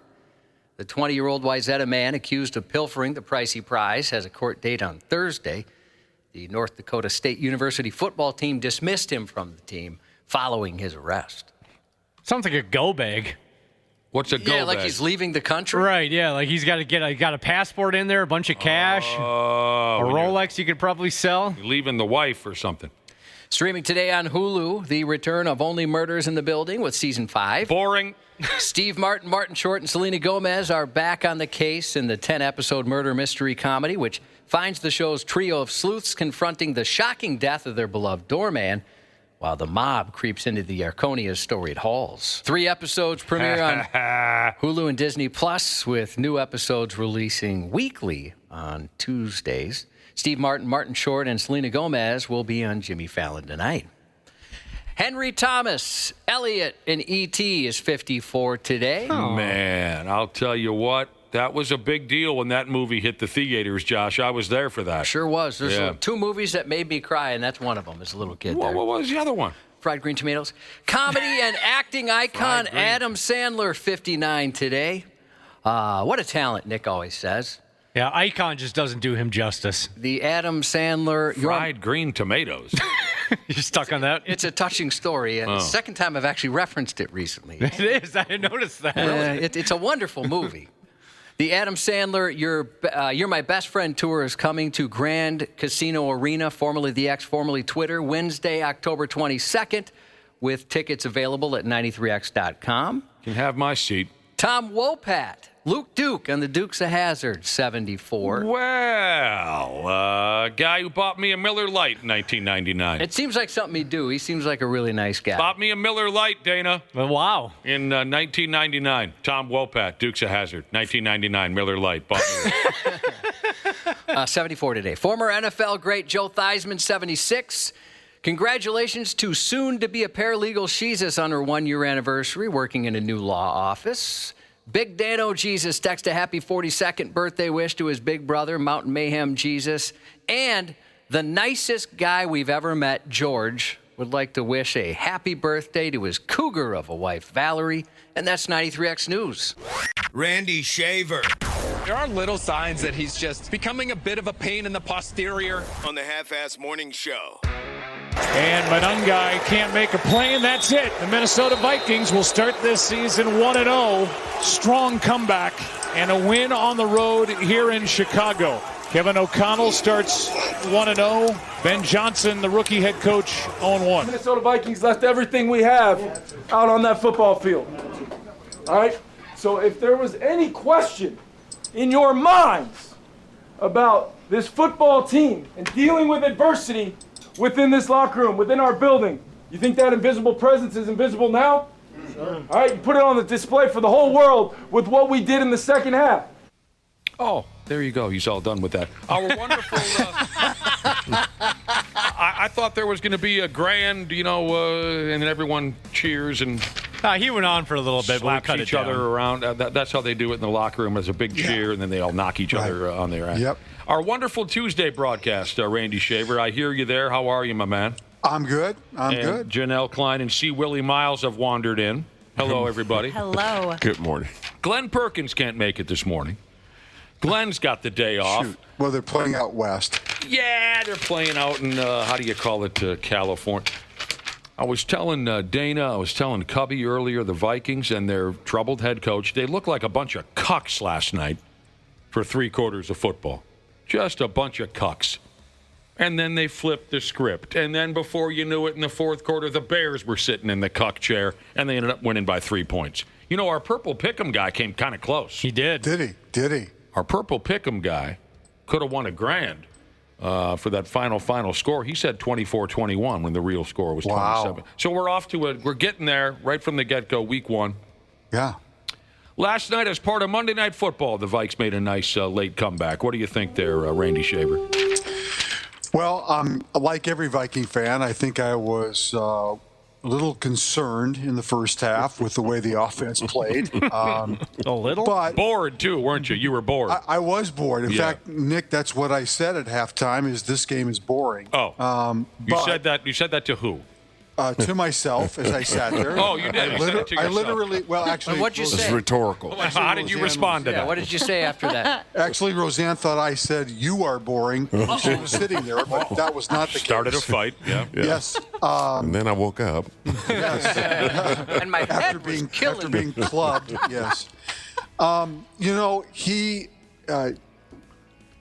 They've really kind of flipped the script, because I thought that Caleb Williams got off to a great start. It looked like the Bears had figured some things out offensively. And then the whole thing switched and turned around in the fourth quarter. And Caleb Williams looked awful in the fourth quarter. The Bears' offense looked terrible. And JJ just seemed like he found his footing and things started to click. And running the football was probably the best thing that could have happened to them in that fourth quarter, to being able to open some things up. Jordan Mason is fantastic. And no offense to Aaron Jones, he's good out of the backfield to catch the football. But Jordan Mason's got to get the football in this running game, because I think he was the difference maker in the fourth quarter. And the offensive line figured some things out in the fourth quarter too. And that all allowed JJ to have a little bit more time, figure some things out. He's a fastball pitcher. They're going to have to find a little bit more of a touch with his passing, because he just throws hard. He's not quite figured out some things yet in this He's NFL one game passing in. game. Yeah, he's one game in. Yeah, he's one game in. Totally unproven. He's injury prone. All of those factors I wouldn't come say into he's play. totally unproven anymore. Oh. Not at all. All it takes is one game, I guess. I think he proved himself a little bit last night. He's under the bright lights. That Ben Johnson character coaching his first game for the Chicago Bears, he must have sat back at one moment and said to himself, okay, now I see why this is such a tough friggin' job. Yeah. He kind of had that look on his face towards the end, and also just disbelief. Now and annoyance. Yeah, I feel like an official member of the Chicago Bears organization. Because he had him, and he let him off the hook, is what he did. He certainly did. Sucks for him because Chicago did look like a capable ball club for most of that ball game. I really thought, honestly, if Chicago had figured out what they were trying to do offensively in the fourth quarter, the Vikings probably still would have lost the game. But they were just miserable in the fourth quarter. The Vikings defense played pretty well. The Bears took a fat dump out there. Yep, they did. Well, the Bears hurt themselves, though. I think a lot of penalties. A lot of penalties. I mean, missed field goal. Yeah, missed field goal. Did they miss a field goal? Yeah, there was a lot of stuff going on there. I think you got to give McCarthy, though, at least a C+ for his first effort out there. Absolutely. And I think you're going to see a lot more growth between Game 1 and Game 2. And again, if you're a Vikings fan, take a breath. You know, they got the win. He did great in the fourth quarter. You see signs of what he can be. So I think all in all, you got to be pretty pleased with how the night turned out. This is funny. A listener texted in to say, Bears-Vikings last night. The battle for third and fourth place in the NFC North. They're just talking trash, Randy Shaver. Josh has tried to make rules around here about talking trash, but people still do it. I've requested people don't be talking trash. They're just having fun, Randy. I made a request. Yes. Don't be talking trash. Talking trash. The battle for third and fourth place in the division. I don't know about that. Vikings are going to win it all. The Vikings have now beaten the Bears 8 out of the last 9 meetings. Everybody has. Everybody. That's probably true. And you're probably right. Everybody has beaten the Bears 8 of their last 9 meetings. Can't forget the most important players on the roster. Vikings kicker Wilhelm Reichard kicked a couple of field goals, including a 59-yarder near the end of the first half, and I guess that ties a Soldier Field record for longest kick. He's starting to look like he's old enough to get into stadiums. Depot told us. Was that last year or 2 years ago? We even got him on the air where he gets carted sometimes and security thinks, no, this is just a fan trying to get in. Is that a ball boy or something? What are you doing down here? Those were great stories, that he's starting to look more mature now? Yeah, he's starting to look like an adult at this point. Yeah, he could get into an R-rated movie, no problem these days. So there you go. That Ben Johnson character, the head coach of the Bears, it dawned on him last night. Man, this is why this job blows right here. Next up for the Vikes will be the home opener on Sunday against Atlanta. I looked it up. I don't see that there's a Tuesday night football game tonight. There is not. There will be. At some point. Trust me. Someday. Fat Cat Performance Jesus texted in to say the Bears are 3-16 against NFC North teams since 2002. Is that the correct? That is correct. Yeah, they put that graphic up last night. Yes. That's really, really bad. Yeah. Yeah. Really bad. Chicago is really, really bad. You mean the city or the team? No, that's the team. The team. I love Chicago. They've been bad for a long time. Yeah. Long time. NFL media dorks everywhere were complaining about the condition of the ball field last night. Did it affect the game at all? It didn't seem to. Looked like a pretty nice field. Yeah, I read some articles saying people were concerned of injuries. It was everywhere in the hours leading up to. They said it was just pasted together with gum and hair or something, and they were big. Whatever. I didn't notice it affected the game.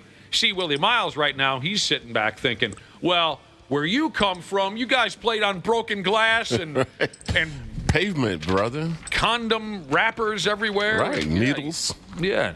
Hey, you just had to, high step it. Yeah, that's right. Just don't get tackled. That's exactly. Oh, all right, Randy, what do you think about this? Listener texted in to say, I wasn't impressed at all with the Vikings last night. If we played anybody but the Bears, we would have lost. J.J. McCarthy is just Christian Ponder 2.0. Whoa. No. Oh, wow. Totally disagree. You can't play offense for one quarter and expect to win. And then he closes out his text by saying, I said what I said. I like that. I say that a lot. I didn't like him until that very end part. Right. I said what I said. All right, 715 Vikings fan Jesus said they had a montage of Jefferson slipping on his routes last night. Oh. Yeah, I did not notice at all. Maybe the guy doesn't know how to run a route. Yeah, figure it out, man. So there you go. 1-0 to start the season. The Minnesota. Anything else you noticed from last night's game you wanted to mention? Anybody? Go right ahead. No, I think that, I'm concerned about the injuries. The linebacker Cashman last night. Yeah, he may have a hamstring, which that seems to be going around the league. I mean, George Kittle is going to be out for an extended period of time. There's been some other players with hamstrings, and so that would be a loss if they lose him for a game or two. You ever had a hamstring tighten up on you, Janelle?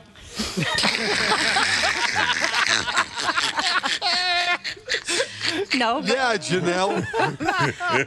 But thank you for thinking I could be in any situation where that might happen. Oh, it doesn't have to be athletics. No, you don't need to be an athlete, Janelle. Just walking down the street. Hey, it happens. You drop a beer bottle you bend over to pick up a sock or something. Your hamstrings can give way, and Jerry Burns once said, a hamstring can give way in many ways. Many ways. Many ways. I almost pulled a hammy getting out of bed about 2 weeks ago. Yeah.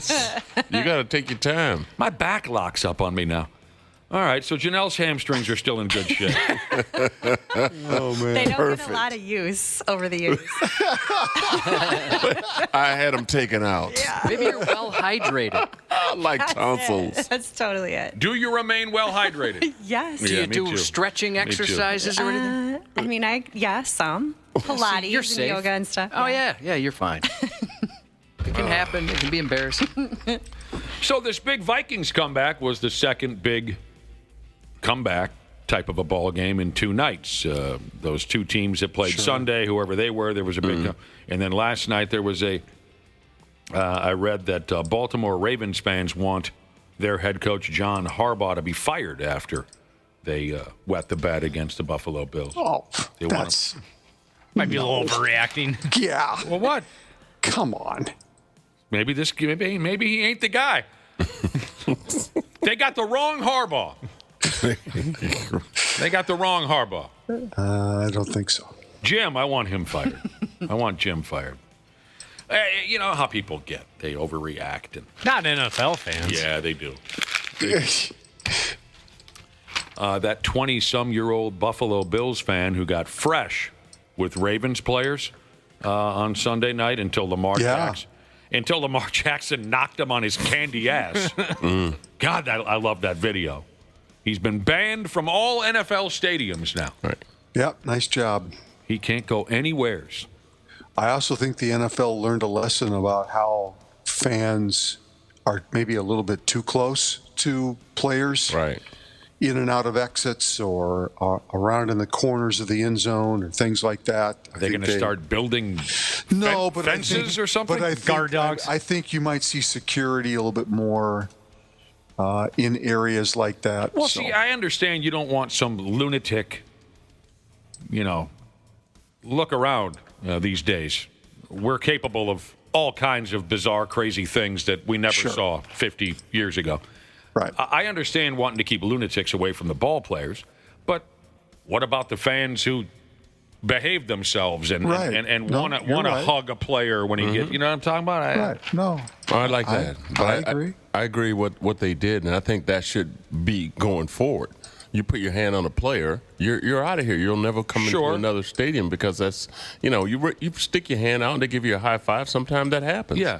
But if they start building fences and higher walls. I don't like that. I don't like that because you got to just know your place. Yeah.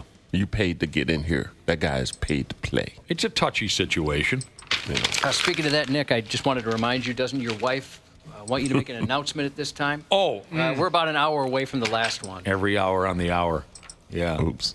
What's the matter? What'd you do? I need to make an announcement what did you do? Please my wife. Randy, can I give me a minute? Thank you for reminding me, Josh. I don't want you to get in any more trouble, and I respect her. I want her to get her wishes out here. All right. I'm a whore.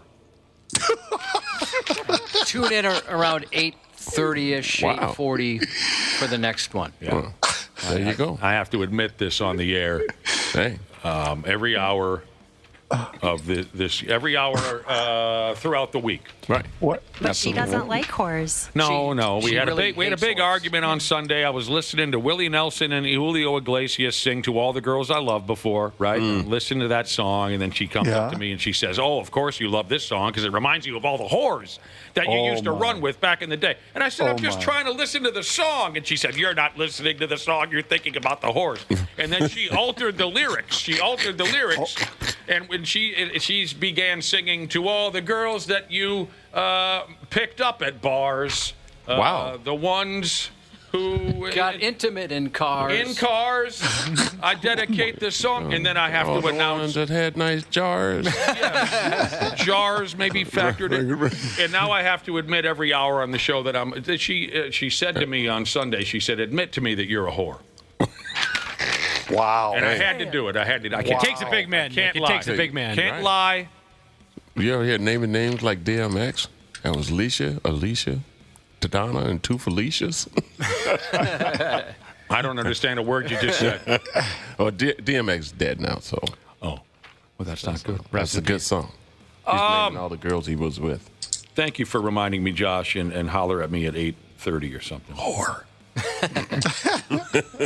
Didn't somebody try and make you feel better by saying, "Hey, if you've never been paid for it, you're not a whore, you're just a slut"? Yeah, listener texted that in. That's a true story. And how would you respond to something like that? I was paid.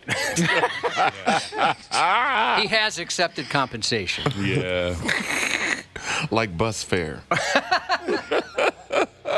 Yes, this was pre-Uber. That's right. Former NFL coach Rex Ryan. What's his problem? I don't know. He's trying to make like clip shows. Why does he still get a gig? Because he's got fresh new veneers. Oh, does he really? Oh, yeah. He got new teeth? Yeah. Okay. I've never liked the guy. He seems like a big dope. But last night, he was on some kind of a pregame show on ESPN, and he decided to tear into Miami Dolphins head coach Mike McDaniel. What the hell is he talking about? You know, maybe he's on a different level, McGenius guy, whatever the hell he is, nerd boy. But anyway, their team has no respect for the coach. They play like that. It's 20-25, and we've got one grown man in his 60s calling another a nerd boy. This is pathetic. I mean, come on, come up with something better than that, you friggin' idiot. Sounds like some alcohol involved. Nerd boy. He didn't do his pre-show prep like he should have. He just needed words. You're Rex Ryan. You're a big tough guy. Look at me. I'm a big guy. He's got all those traits. The guy's just a jag-off. Right. And he doesn't coach the game the way this guy coached the game. He's a big X and O guy because he comes from an X and O. Right. Where family, McDaniel's like they computer. Right. They do stuff on spreadsheets and. I mean, yeah, this McDaniel guy hasn't had a hell of a lot of success. We all know that, but he's quite the character. You guys watch him on Hard Knocks? Yeah, he was funny. Yeah, he's a lot different than you expect a head coach to be. Mm-hmm. I like how he wanders out onto the ball field and looks like he's on his way to a rock concert or something. Right. This McDaniel guy, he doesn't look the part. But whatever, just big giant moron being a big giant moron.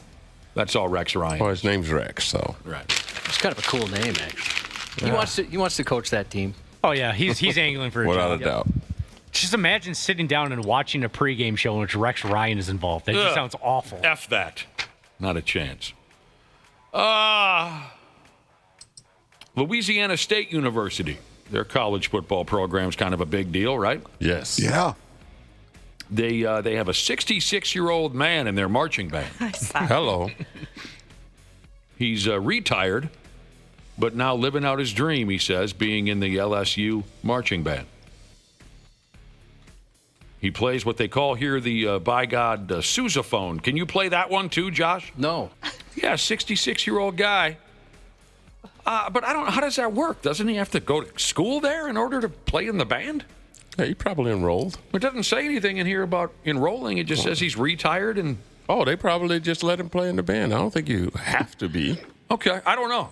Yeah. Was anyone here in the marching band? Well, you might have to be because otherwise you're taking another student's spot in the band. So Unless maybe you're just there an is extra. something. Maybe they allow him to be part of it because maybe he's alum or something. Right. I don't know. Could be. Yeah, he's like Blue from Old School. Yeah. My boy Blue. He's That's getting right. it. So, Josh, you cannot play the sousaphone? No, I can't. And nobody better make the obvious joke, that instrument joke I'm talking about. It's too easy. You know it's too easy. I will not tolerate it. I won't. Won't mention it. Well, there you go. He's having a good time. None of us were in the marching band. No. I was. Were you? Well, What? just in middle school. Okay. Oh. Then I quit. They have a marching band in middle school? Yeah, we would march in like parades. Come and stuff. on. Yeah. Is it one of those that you had to do? I think so. We had to take a music class, like either band or choir, and I cannot sing. Nor can I really play an instrument, but I had to pick one. Lord. So I was in the band. Well, what did you play? Clarinet. So, yeah, we had to pick an instrument, too, but we didn't have a marching band. Yeah, we did. And then I think I was so bad at clarinet, then I got to be a flag girl. Wow. Here, hold this. They pulled me away from the instrument. Yeah, Sure, held the flag. The flag group, they had a good thing going there they for a did. while. Was it called Color Guard? That's what they called it at our school. Yeah, maybe. Yeah. It's one or the other. I don't know. Depends on where you're from. Nick, to folks texting in right now, Nick specifically asked you not to make a rusty trombone or skin flute joke, and you have completely ignored that for some reason. That's how it very goes around here. No one has any friggin' respect. I had to play the baritone in fourth grade. Did you draw the shorts for all smaller that day? tuba, and I was a very heavy kid at that time, so I got made fun of quite a bit. I didn't appreciate that. And lugging that thing on the bus, that was a disaster. So you were a big, chunky kid, and you're dragging around this big, chunky instrument. I got a lot of hell for that. Did you ever have to say, stop it? It's a Knock glandular it off. disorder. I have a glandular disorder. I'm just trying to live my life. That's a Family Guy reference. Oh, my God. My mother tried to talk me into the marching band. Uh-oh, here's Cubby. Stop it! Cut it out! I have a glandular problem.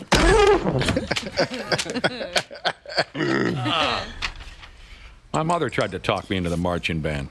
Really? Couldn't picture myself in that. I can't picture. First of all, I can't picture you marching. Sounds exhausting. Well, when I was a kid, I could march your ass off. I was a high school kid. Now, I wouldn't get across the street. But, yeah, when I was a kid, I could march with the best of them. She wanted me to play the drums, in the marching band. And I thought it was dorky, so I said no. That Ohio marching band, that's the one, right? Where they do all the Ohio State. Ohio State, that's awesome.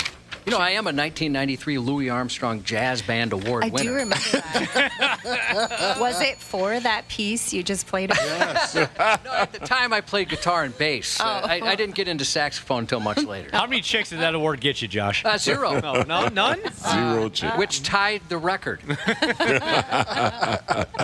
So you played a little bit of the clarinet and rah-rah up and down at the football games and whatnot, Janelle? I think it was just in parades. I don't think we were good enough to be at the games because we were only in middle school. Okay. This was like 7th grade. Sure. Do you have any video of it, maybe? I don't think so. That'd be awesome. I don't think so. What was the town festival in Faribault where you guys would have Heritage Days. Okay. So I was going to guess meth.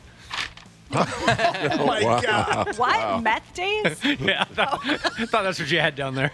So the junior high band would show up on Heritage Days. And Yep. if the parade started at 10:15, you guys would play at 9:45 to get you guys out of there. Just to warm things up. Get them out of there. Yeah. Or march right behind the fire truck. Up at the crack of dawn, Jesus, he just turned the radio on. He said, okay, sorry, I heard the thing about the 66-year-old guy in college. So what about Mankato State? Oh! I got thrown out of choir in 4th grade. I think it was 4th grade. Wow. For your singing or your behavior? For my behavior, me and another guy. We were singing a song. Maybe someone can tell me, one of you. We were singing a song that says, somewhere's in there, it says, rock-a my soul in the bosom of Abraham. Rock-a my soul in the bosom of... Anyone? Ring a bell? No. Okay. No. And me and this dude, my pal, we couldn't get over the bosom part. I mean, how could you? And we were making certain hand gestures and whatnot. Because bosom reminds us of, of course, boobs. I got a little fourth grade me sitting there with my North Stars T-shirt on, and But also, what a weird song to make fourth graders sing. Yeah, I don't know. I don't know what the deal was. Right. Is that a religion? It's from like a religious musical. So she threw us out. She threw us out. Said, don't come back to the choir. I mean, she had to have expected that, right? She was about 114 years old. Oh, okay. Yeah. And she knew what bosom mean. Yeah, that's true. That's what they called them back then. Bosom. She has been dead for decades. So I don't think she was hip to our... Oh, man. Let's talk a little bit of baseball here. We do have a Twins report, and it's brought to you by Xfinity. Now we're introducing the Xfinity 5-year price guarantee. One internet price, 5 years. Guaranteed. It's a good deal.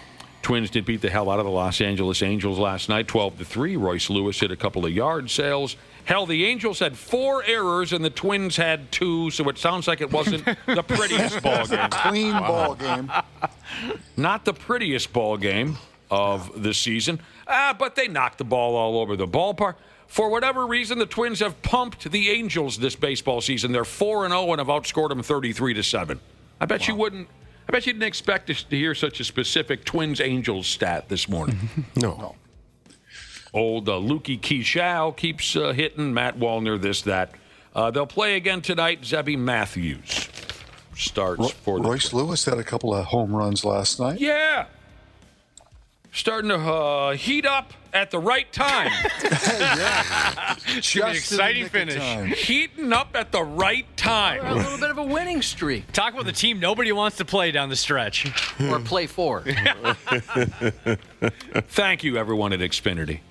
Thank you for sponsoring our Twins report. Again. Yeah, thanks for sticking with the Twins and us in this difficult time. Yeah, you could have went somewhere else. But you stuck with us. Again, the Xfinity 5-year price guarantee, one internet price, 5 years guarantee. The Los Angeles Dodgers just missed out on a no-hitter again last night. Yeah. They last weekend the Dodgers had a no-no going. Just like, what was his name? The one that was Doc Ellis. Remember when he had a no-no going, but he was on acid? Oh, sure. Yeah. Last weekend they had a no-hitter going. They were 1 out away. They lost the no-hitter, and they lost that ball game. Last night, they still won the ball game. But Dodgers starting pitcher Tyler Glass now, combined with the bullpen, one hit the Colorado Rockies. The Rockies came up with a double to lead off the ninth, and that was it. We flew into San Diego, and I asked the manager, could I go home? Because we had an off day. So he said, yeah. So I took some LSD at the airport. She said, what's wrong with you? I said, I'm high as a Georgia pine. The next day, she told me, you better get up. You got to go pitch. I said, pitch? I pitch tomorrow. Hell, what are you talking about? Because I had got up in the middle of the morning and took some more acid. She grabbed the paper, brought me the sports page and showed me. Boom. I said, oh, wow. What happened to yesterday? Did you know that, Janel Klein, that Doc Ellis pitched a no-hitter in Major League Baseball while on acid? I didn't. True story. Look for the video on YouTube. It's friggin' hilarious. The what's the word in the business, Josh? The animation. The animation makes it. Is beautiful. And the sound effects. The sound effects are great. Wow, he said. What happened to yesterday? Yesterday. What happened to yesterday? Okay, we were having a little conversation on grade school. Talking about being in the band and such, junior high. Here's a listener who texted in. Said I had to do a paper on someone important to me in 4th grade. That's cute, right? Mm-hmm. This guy says, gal, could be. Had to do a paper on someone important to me in 4th grade. I asked my grandpa to be that person. And one of the questions I asked him, did you play an instrument in school? And my grandpa said, no, but your grandmother played the meat whistle. Oh, my God. And my mother wouldn't let me put that in the paper, in the report. Janelle goes, what's up, meat whistle? You do look a little confused. Can I try? Wait a minute. Who said that? Janelle's looking like, is a wheat? Come on, Janelle. Can I draw you a picture? I don't think we had that when we were in middle school. I'm a pretty innocent person too, Janelle. I don't know what a push pop is. For the life of me, I can't figure out what a... You really didn't know what the kid meant? Yeah, it took me a second. Oh, you got it now. I passed you a note. Right. Pass your note. Look at the note he wrote me. It's a Oh, Josh wrote a note that says wiener on it and handed it to Janelle. I try and tailor my notes to the audience. I would have wrote you something completely different. Now you know what a meat whistle is. I just glanced over at her. She has that glazed over look in her face. Are you going to explain what instrument is that? You are the most adorable citizen of Hennepin County. I loved it. That was one of those real reporters, like, ask you a tough questions and waiting for you to answer. What the hell is a meat whistle? I mean, do you blow into it? What do you do? I like that grandpa's style, by the way. Oh, my God, yeah. Yeah, your grandmother played it. Put that in your friggin' paper. Is this an oral report? Yeah, we have another horrid mission in 25, 35 minutes. Oh, my God. Josh, maybe look up some other slang terms. We'll see if Janelle knows the definition of them. Like sexual ones? Oh, whatever you like. She was engaged, man. I haven't seen you this red-faced in a long time, Janelle. Randy, you know what a push pop is? I know, like a freeze pop. What that looks like. You don't know either. No. Okay. We called them push-ups when we were in Alabama. Yeah, push-ups. That's what we call them too. The father and son who had to deal with home run ball Karen over the weekend in Florida. You know, we talked about them yesterday. They've just been gifted tickets to the World Series. They're getting hooked up. Yeah. Are we taking this a little too far now? Yeah, I think they are. Yeah. I kind of agree. I mean, no offense to this family, but dude, they suffered some huge trauma. Nobody was beat up or anything like that. Yeah, this is ridiculous. But anyway, the CEO of Camping World, some guy named Marcus something or another, jumped up on that godless and wildly misinformed social media and said, look, I'm going to send this kid and his family to the World Series. Oh, and he's also giving them an RV. Hello. Because they had to deal with one difficult person at a ball game? Good for them. I'm happy for them. Yeah, I am happy But this for is them. a little ridiculous. Don't want to take anything away from them. Nobody got punched. Nobody got strangled. It's just they had a 25-second conflict at a baseball game, and this kid is going to Mars now. Don't do that. There's a Make-A-Wish kid going, what the hell, man? Yeah. It's like Josh tells these cutesy stories in his news report where a 5-year-old kid calls the cops because his dog pooped on the kitchen floor. And then the cops show up with a year's supply of pizza and they give him a new dog. It's like, is that all you got to do now is be a kid? I'm a kid. Give me everything. All right. God dang. That must have been pretty traumatic for that kid to see that happen, though. The lady charging into his dad's face? Right. The kid was watching the game. The kid didn't look affected at all by that. Did you find any slang terms we're going to test Janelle on? Yeah, but I'm kind of scared to do it, to be honest with you. Forget it. Try them on me. Do you know what the double Dutch rudder is? Oh, I do not. I do not. Well, then, I'd like to show you. Do you know what? Are you familiar with I've heard it said out loud, but I don't know what it means. I love the title, and when I explain it off air, I think you're going to enjoy it. Okay. Docking? Have you heard of docking? I have heard of it, but I couldn't tell you what it means. These are all things, Nick, your wife said you did a long time ago. You've done them. You don't remember what the name of it was. You're correct. I will be accused of all of these. Your wife is going to blame you for doing all of them. Yes, she's going to accuse me of making all of them up. Now, this one I'm sure you know but would never participate in. You need more. Are you familiar with the term soaking? I am. Okay. I am. I know exactly what that is. Which is I've never tried it, but I know exactly what it is. Way too descriptive. Randy, you old track and field star, you, right? Yeah. Yeah. A 69-year-old man in Tennessee by the name of Michael Hooker. Yeah, I know. He's 69. His name is Hooker. Wow. I caught it. I did. I caught it. Only for this year will he be celebrate it like that. Right. He's only legendary. He's only this interesting for one calendar year. That's correct. Yes. He's in the he runs around in the Masters division of track and field. Okay. Yeah, That's there what is something like that. Yeah. Yes. You heard of that, C. Willie? Yep. Old timers running around doing track and field events. Yep. This guy's been suspended for steroids. He's 69 effing years old. That's awesome. Yeah. Never give up the dream, man. Yep. Still think I got a chance. They give these Jurassic jackasses piss tests, just like they do in the real world at track and field. And this guy, they should. This guy urinated straight steroids at 69 years old. It was purple. Yes. Are we sure it's steroids and not something else that might allow you to perform? Are you referencing boner pills, Randy? It was not blue in color, Randy. And now he's suspended until he hits the age of 72. He can't run. Wow. He's all done. Got to keep training, baby. That's Mikey Hooker, the 69-year-old. I'm looking forward to his comeback. Would you take some enhancement drugs, Nick, if you're trying to perform at that age and that's one of your only options, maybe? Running in a track meet? Let's say whatever it is, if it's something athletic.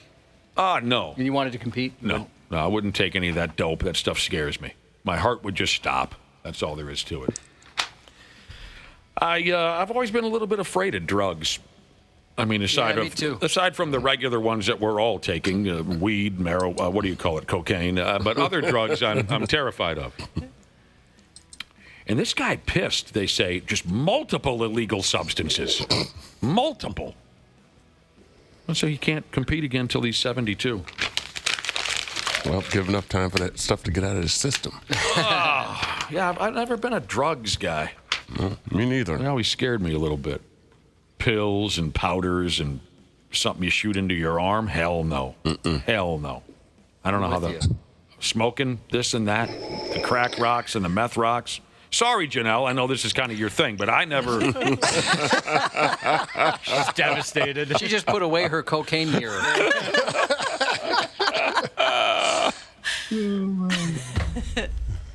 Unbelievable. Oh, people are still texting in, trying to tell me what a push pop is. We'll never get the correct answer.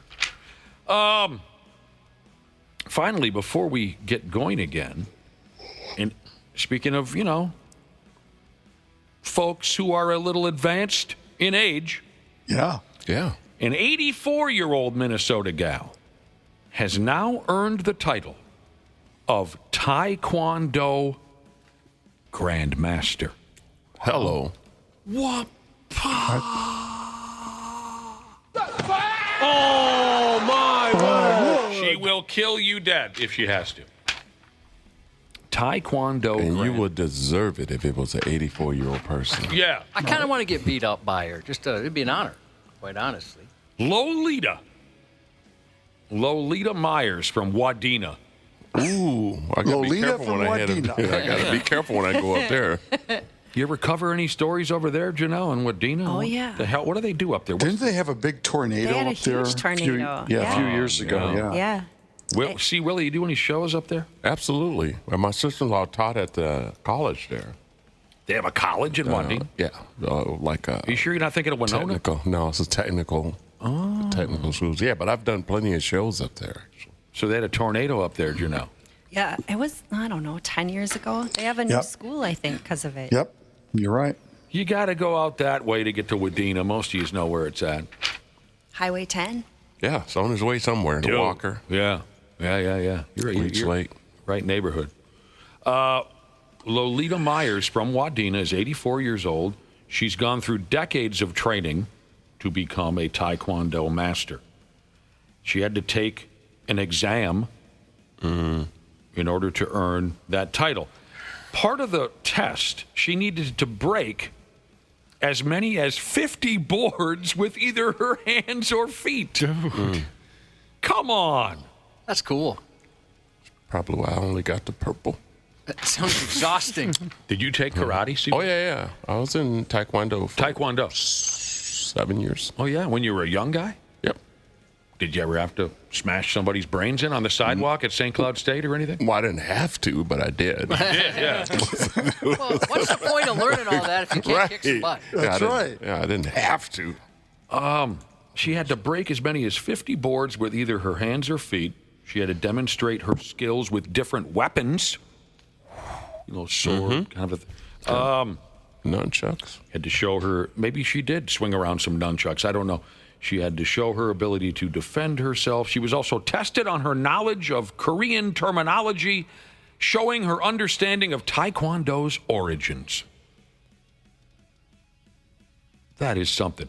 Next up, she has another test coming up. I don't know how many more decades it'll take for her to get qualified for this, but she's going to, Josh, try to achieve the title of Triple Master. Whoa. Wow. She has to master something called Kumdo, which is the art of the sword. I think she might have just leave well enough alone. Thank you, good Nana. Has she become coolest person in Minnesota right there? Right. Has she become too lethal at this point? Exactly. For Wadena. Yeah. And you could just have the police following you around. You're out here like Rambo. But no, my next door neighbor, who is from Canada, she's like a Tai Chi master. One of the Oh, sure, they can. You see, Willie's making physical motions. You're kind of imitating. You're kind of imitating what's his name, Mr. Miyagi showed Daniel's son on the beach in 1984 in the documentary Karate Kid. Yeah, the whole wax on, wax off type of thing. Balance is the key. Balance. Yeah, and that's what Tai Chi is. And I did not know that until I was talking to her the other day, and they've been living next door to me for 5 years. So you could have easily pissed her off and got your ass handed. Oh, without a doubt. Yeah. She could have threw me all over the place. I get a little nervous bringing up my mother on this radio program because you people are mean. She knows what a push pop is. She is you bastard. She knows the art of the sword. Yeah, somebody texted that. She is a Tai Chi instructor, did you know? Who is? My mother. Oh. See? She Come teaches on. Tai Chi. She sure does. She teaches balance and... Yeah, she's even gone to, out-of-state seminars for this type of thing. What, could she kick somebody's ass? Probably. She can move out the way. It's hard to hit them because they're real slick like that. They know your move. They see your body and know if you're going to throw a left hand, right hand, or... Josh, a listener wants to know if your mother's finishing move in Tai Chi, does it have to do with 5 knuckles? Oh, my God. Jesus. And that is why he never brings up his mother. Why? She was nearly a nun. Nearly a nun. Ooh. You know anything about whooping ass, Janelle? Can you get... Can you do one of those? Janelle, can you whoop somebody? No. Oh. No? Did you ever take any self-defense classes or anything? I never have. I actually think it'd be kind of fun. Yeah, I would think to so. defend yourself? I wish I knew how to use it. I think it'd be fun, too. Everyone should probably know it. Let me see your war face. Yeah, show us angry. You have a battle face? Show me your war face. What makes you mad? What movie? I got one. Full Metal Jacket. What movie was that? Dodgeball. So you guys said, I'd never get angry. Threw a wrench. Oh, that the guy. that threw the wrench in him in the balls. I'm sorry to tell you this, C. Willi Myles, but that's a sore spot for me. I freaking hate that movie. Oh, I like that movie. I love Oh, so freaking God. stupid. It just makes me want to learn. That's Tai Chi. why I love it, because it is so stupid. It is. It's terrible, and I want to learn karate, and I want to beat up the folks who made that movie. Janelle, what grinds your gears? Do you have any pet peeves? Let me see. The pop machine just ran out of Diet Coke. That could be it. Yeah. Candy has been outlawed. Yes. Right. And while we were talking about balance, a listener wants to know, Janelle, how was your balance when you were going to the University of Wisconsin? Was your balance ever compromised when you were going to the University of Wisconsin? Could you walk one foot in front of the other on a straight line? And how many times were you tested by the police? Right. Janelle is laughing like her parents are listening. Move on. You're afraid you're going to get in some trouble. Statute of limitations is up, Janelle. Is it over? You're good. Is it over? Randy, get the hell out of here. We'll talk to you next Monday. Oh, my God. Next Monday? I'm kidding. We'll talk to you tomorrow. God, that'd be awesome. Talk to you tomorrow, Randy. See ya. More with Janelle and C. Willie when we come on back.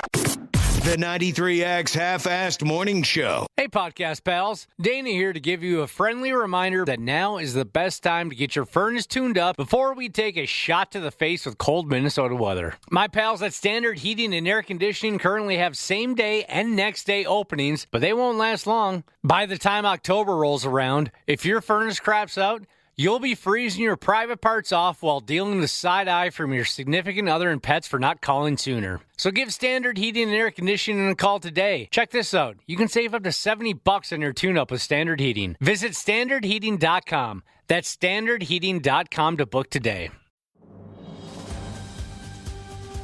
This episode brought to you by Progressive Insurance. Do you ever find yourself playing the budgeting game? Shifting a little money here, a little there, and hoping it all works out? Well, with the Name Your Price tool from Progressive, you can get a better budgeter and potentially lower your insurance bill too. You tell Progressive what you want to pay for car insurance, and they'll help find you options within your budget. Try it today at Progressive.com. Progressive Casualty Insurance Company and Affiliates. Price and coverage match limited by state law. Not available in all states. Actor Michael Rosenbaum, he knows some of the most talented people in the business, and now he's getting the inside story. Talking with Josh Jamel. Did you ever suffer with anxiety? I would put tremendous pressure on myself to deliver, because if I didn't know what else I was going to do. David Tennant, if you could do Hamlet, nothing should make you nervous. I was on the floor of my dressing room in the fetal position. I've been there. The Inside of You podcast. I hope you enjoy the podcast. We talk about mental health and life and all that stuff. Thanks for being here. Follow and listen on your favorite platform. The Half-Assed Morning Show, 93X. Yeah, we hope everyone's having a good time. Welcome back to the 93X Half-Assed Morning Show, joined this morning by our close pals, C. Willi Myles and Janel Klein. Thanks, both of you, for coming in. Thank you. Absolutely. Well-traveled folks, the two of you. We got on the topic earlier of tourist traps. You want in on that real quick? What's the biggest tourist trap spot you've ever visited? Plymouth Rock. That's great. That's one that did not come up when we discussed it earlier. We talked about Vegas and Niagara Falls and what's the big hole out there? The Grand Canyon. Grand Canyon. No one. That's fascinating. Tell us about Plymouth effing Rock. I mean, it's literally a rock sitting on the beach, and they built kind of like a little, I don't know, barrier around it. But you hear all about it, and there's all these people going to it, and you walk up and you're like, that's it? Yeah. It's just a rock. That's where I've seen that at home. That's where the first boat knocked into America, whoopity-doo. And yeah. Did you have to do a story from there? You're traveling with your... I was in Boston, and I just went, and I was like, this is it? Because it wasn't super easy to get to. I mean, you had to you had to work at it. And winding roads and whatnot. Exactly. Yeah. God dang, the Plymouth Rock. That's all this damn thing is. What about you, C. Willie? Wall drug. Wall drug. Yeah, that came in a lot via text. It was also on the official list. Yep. Yeah. Rugby, North Dakota. Tell us about Rugby, North Dakota. Oh, it's the geographical center of North America. America. North America. Oh. And it's just a stake in the ground. That's it? No more information other than that. And you drove by and took a look at it? And I was on Highway 2. I was heading across toward Montana, so I thought, what could it hurt? The geographical... It hurt a lot. Yeah. It hurt a lot. The center of North America. Yeah. And it's in Rugby. Center of nowhere. Oh, yeah. There you go. Did a whole show about it. You did a show about it? What do you mean? Oh, my God. You made fun of it? Oh, absolutely. Yeah. I can see why. Guy thought I was a genius. He goes, how did you make 30 minutes of a show about rugby? I'm a professional, sir. Got to be creative. Tourist traps. The best text we received earlier when we were talking tourist traps was from a listener who goes by the name of Runs from Ice Jesus. He joked around by saying, the American dream is the biggest tourist trap of them all. Speaking of the American dream, a new report says this. It says living the American dream now costs over $5 million. Wow. I've grossly overpaid. That's up 14% from last year due to the rising costs of retirement, health care, raising children, and everything else. So, goes without saying that spending wisely can go a long ways today. Spending wisely can go a long way. People on social media have been talking. And here's what they've been talking about. Someone asked this question: what's the most expensive thing you've seen somebody buy and then they basically never use? I mean, to open up the conversation a little more, feel free to admit if you've bought something expensive and you never used. So one or the other, something you've bought yourself or something you've seen someone else buy, very expensive, and then they never lay their hands on. Twice. Go ahead. I bought 2 Xboxes at varying times, and one of them I never even turned on. I just gave away to a kid. Yeah. Wow. And the other one I gave away to a friend who was into it. I just thought, I want to start playing video games, and I just never did. That's so generous of you. I was with a buddy who went to a shop, and it was kind of fun. He was picking through catalogs on the perfect boat, and he ended up and this is 15 years ago. I think the boat ended up like at 130-some grand. I don't think that boat ever got wet. Oh, man. This was a friend of yours? A buddy of mine, yeah. By the way, that video game story, I did the same thing with a Nintendo. No, what was the one where you physically... Wii. Yeah. I did the same Nintendo thing. Wii. Oh, I'm sorry. It was a Nintendo Wii. I apologize. Yeah, I used it 5 or 6 times, actually. Had a couple buddies come over. We do the bowling thing.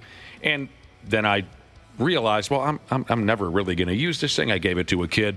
I did it actually 2 other times. I got a job simply at County Seat back in the day, clothing store, simply to get a pair of Oakleys and some Gerbeau jeans. And I tried them on. I felt like a douchebag, and I just gave them to some buddies. Same exact thing. Oh, Josh. It wasn't what I thought it was going to be. I don't know why you didn't just bring them back and get the money back. I didn't think of that until you brought it up right there. Janel Klein, C. Willi Myles. Have you bought something wildly expensive and then, by God, after a stretch of time, you realize, I never used this stupid thing? Or do you have a friend who's made a ridiculous... Either one. I don't have friends like that. No? Yeah. The top answer from social media was a motorhome, RV, or camper. I think a lot of people did that during COVID. Remember how that was kind of the rage? 'Cause, Yeah. You know, travel was hard. Hashtag van life. Yeah. Yeah. A buddy of mine is an electrician, and he said the majority of his week was putting in hot tubs for folks. There's so many hot tubs during the pandemic. Yeah. Motorhome, RV, or camper, and by damn, they will cost you some money these days, unless you get that tiny little egg-shaped thing that you know what I'm talking about, where only one person can kind of slide into it. It weighs about the same as a skateboard. Cabins, or not, what are those called? Not a cabin, timeshares. I've known people who have timeshares, done that, and then they end up rarely ever using it. I always hear horror stories, about that setup. Okay, other items that people have bought, very expensive, and then they basically never use. Pricey accessories like a purse or a blingy watch. I've never been into watches. I tried an Apple Watch, and it wasn't really for me. I did have a really nice watch once, and I had it on my wrist for quite a few years. It was a Christmas gift. It was kind of cool back in the day, Josh. It had kind of a thick I remember leather. that, the big leather one. Yeah, It was more like a wristband. Yeah, I liked it a lot. I thought it looked cool, but when it broke, it was a gift. When it broke, I don't really care whether I'm wearing a watch or not. It did its purpose for a while. I know a guy who bought a $3,000 cappuccino machine. Oh, my God. Oh, my gosh. And I thought that was ridiculous. And I had mentioned to a friend, I'm like, have you ever heard of something like that? And he's like, I have one. And both of them do use it, like, every day. He even does, like, the fancy little designs. Put a little heart on there on top yeah, and or stuff? a leaf or something like that. I mean, I suppose if you're going to spend that kind of money, you might as well let her buck. Either one of you have any friends who like the expensive purses, expensive watches? Oh, my. Because I don't get either. Your wife? Yeah. Yeah. What time? She likes the fancy. No. He's quiet about that. Purses. What is it? Gucci? I don't even know. No, I mean they're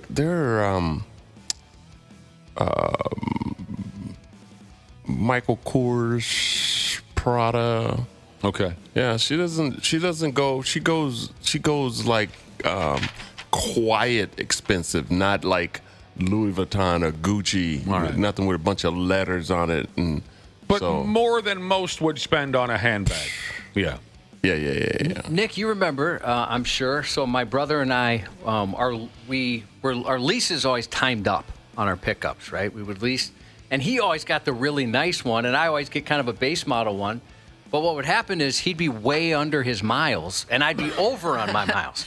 I would switch for like a year. Remember, I would be driving his vehicles. Yes. We would switch forever, and mine would come back with barely any. I'd catch up immediately. Yeah. Because I'd be driving this much nicer truck. That was a good gig. I want to get that back. Dude, done that in a few this years. is a friend of yours? My brother. Your brother. I remember that now. I do remember that. He'd buy the fanciest effing truck, but he never went anywhere? He just didn't, because he'd have a take-home car for work. And so he never put any miles on it, and he just wanted his miles to get used. Some of these answers are really ridiculous, like Josh just mentioned, a $3,000 cappuccino maker. Again, the question is, have you or someone you know ever bought something really expensive, and then the damn thing just sits there? They never use it. A commercial-grade deli slicer. Who's got space for that? I've kind of wanted to get one of those. What, just for sandwich? I would never do it, but... You're cutting up sandwich meat? Yeah, I'd like to go buy a giant ham and just run it through that thing. They cut it up for you, and they put it in a package. It says Oscar Mayer on it, for Christ's sake. Less satisfying and less danger. One thing I notice in people's kitchens is those fancy KitchenAid mixers, that cost like $500 at Target. I see those and I ask my friends, how often do you use that? They're like, well, we put it in the wedding registry. We've used it once. That seems like, one of those things where maybe people your age really want, or in my grandmother's age, really wanted one of those. They're all the rage with people my age, and everybody has them. Nobody uses them. You're right. They're expensive. They are stupid expensive. Shocking. A lot of people texting in on exercise equipment. All those Pelotons. Oh, yeah. That's definitely part of it. The treadmill just turns into a clothing rack. I feel a little guilty. I just bought a new guitar, and I haven't picked up a guitar more than once, I think, in a year and a half, and I'm hoping this kind of changes it. So this might be one of those things where it just ends up hanging on a wall. What do they want these days for... Not trying to be rude, but what do they want these days for a new guitar? Oh, shoot. I mean, you can go from like $200 up to several thousands. Middle of the road. Middle of the road, like, $5. You could get one for under $1,000. Okay. Certainly, like a decent one. Smart fridges are next on the list of ridiculous, expensive items that, you never use. Specifically with a giant touch screen. Mm-hmm.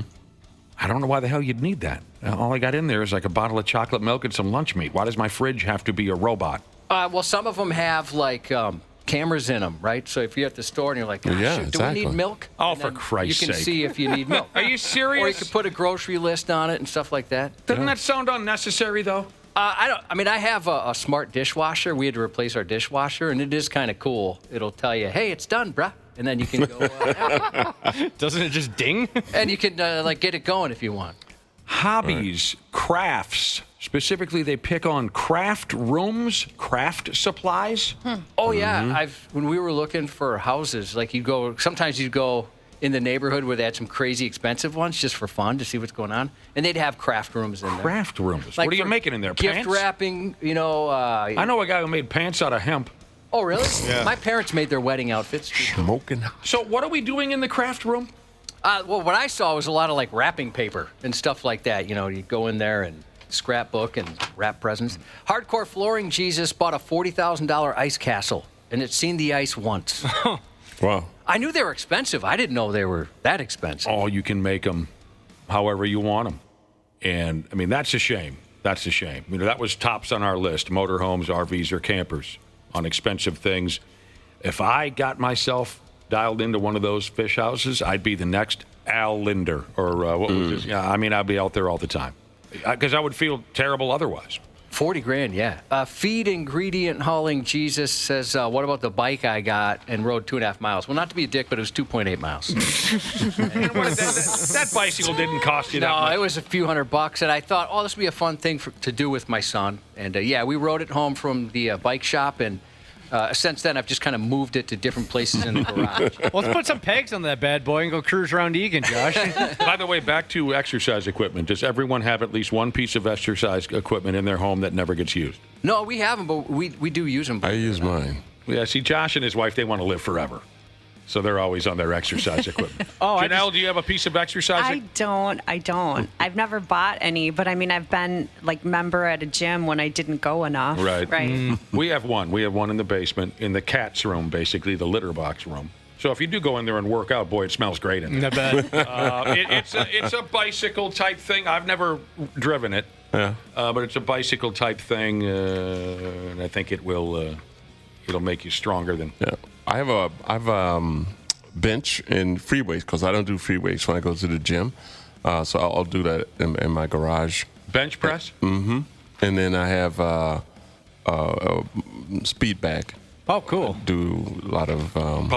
that gets exhausting. Yeah, it does. Yeah, it does. It's good for you. Good cardio. Oh, Not equipment, but I did buy P90X back in the day, and it was about P3X for me, about 3 days in before I threw the towel, and that was about it for me. Boy, that was popular. Oh, it was huge. I had a friend who was selling, what do you call that? Like black market versions. He would make copies of the CDs or whatever they were back in the day, the DVDs. He would make copies and sell it. Is that the P90X out of your trunk? Is that the one with like the ropes and? Yeah, a lot of like push-ups and pull-ups and body weight type stuff. Sounds awful. Yeah, it kicked my ass, and I learned my lesson. My athletic days were over. Half-assed morning show 93. I hear you. You know, everybody F's up. Everybody once in a while buys something or another. They're all excited about it, and then the damn thing just sits there and collects dirt. Sometimes they're very expensive items. But that'll come back to bite you in the ass a little bit. We were talking about very expensive items that you've bought, or maybe a friend or family member has bought, and then the damn thing just doesn't get used. A few text messages came in. Swords. A listener says, I bought a sword, and then I bought another one, and then I bought another one.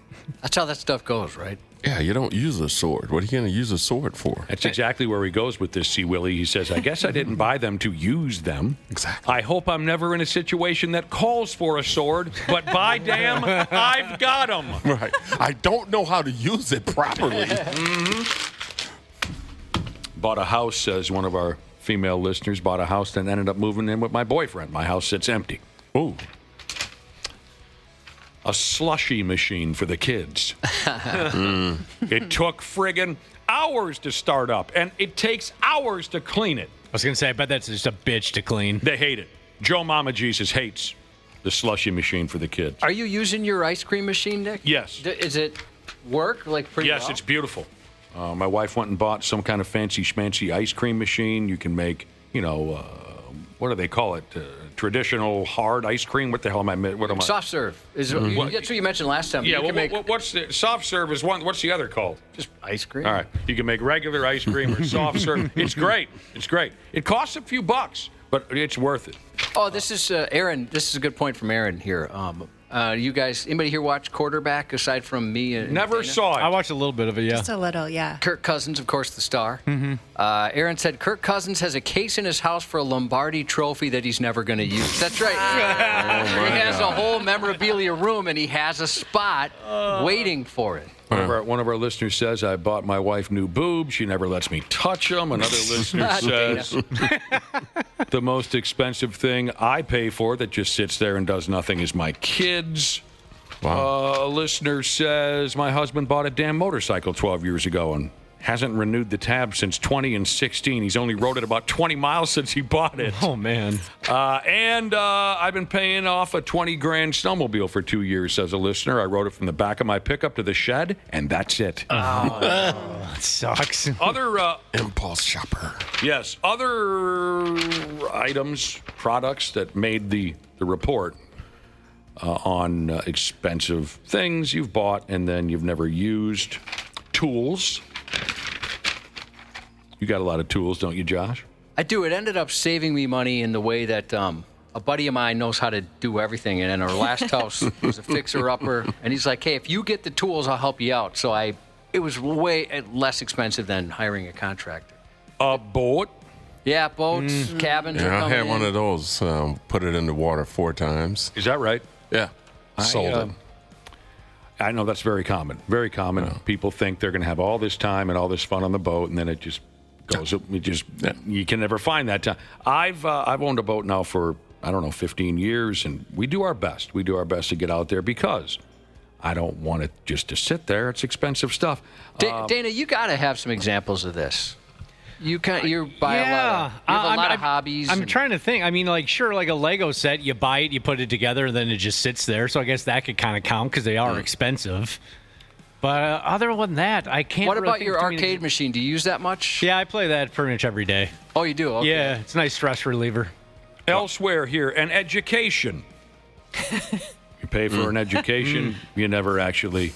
Yeah, you know what? Mine was free. Yeah, that's true. Nobody has to see my degree to get this job. Here you go, Janelle, a gym membership. Yeah.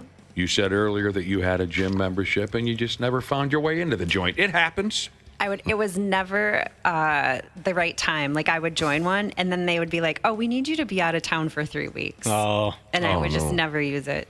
Apple Vision Pro. Oh, yeah. Whatever that is. A few people text in on those. What is crazy expensive VR goggles. Oh, boy. And a few people said that they tried it once or twice and just never got back into it. Here's somebody who bought a horse and then never used it. Oh, you had the VR goggles. Did you? Yeah. The Meta ones. I do. Do you ever use those since you first got them? I was all about it for about a month. Tell Janelle why you were all about it. Because you could play video games and whatnot. No, that's a lot different than he used to Watch family-friendly programming. I watched, what was the Tim Allen show I watched all the time? Last Man I Standing. used to watch Last Man Standing on Channel 45. He's lying. He's lying to you. Oh, don't you have an announcement to make? I'm a whore. Yeah, you're a whore. I'm a terrible whore. Gaming systems, a wedding dress, a grand piano. You hear about that one too, right? Oh, the piano. Somebody buys a piano for the family, and the family says, "We wanted an Xbox." Oh, okay. That I do have one friend. He built this beautiful home, and he has a $25,000 white piano. What are they called? Like the brand name? Yeah, it's really the I can't think swervy. It's a beautiful piano. Yeah. Steinway. Okay. Cannot play the piano. But he meant to. Got it in a room all by itself. It's beautiful. Can anyone in the house play? No. No. Can any of his friends even come? No. Okay. And he won't take lessons. He goes, that's not why I bought it. He said, I bought it because this is a piano room. That's silly. Yeah, that's a little obnoxious. Stupid. Kind of like what I was saying about the $40,000 fish house. By God, if I bought one of those, you would see me ice fishing all the time. Yeah. If I bought a grand piano, by the end of the week, I know Bohemian Rhapsody. Right. I do. Can I tell you something? He says the only person that plays it is the guy that comes and tune it up.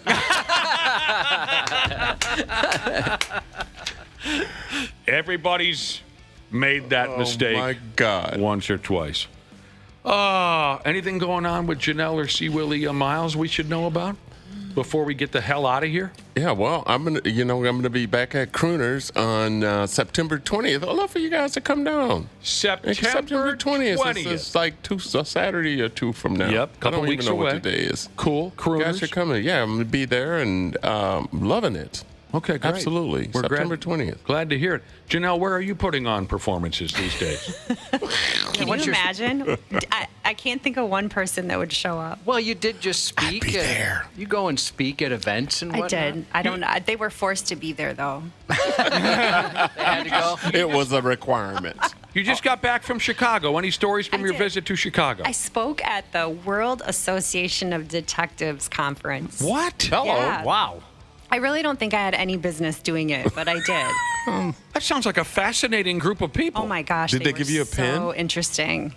They give you I a- think they did give me a pin. Yeah. They gave me a little gift bag. Yeah. When you're talking to a detective, do they just respond to everything with, I know? I know. Pretty much, yeah. Did any of them look like Jim Rockford or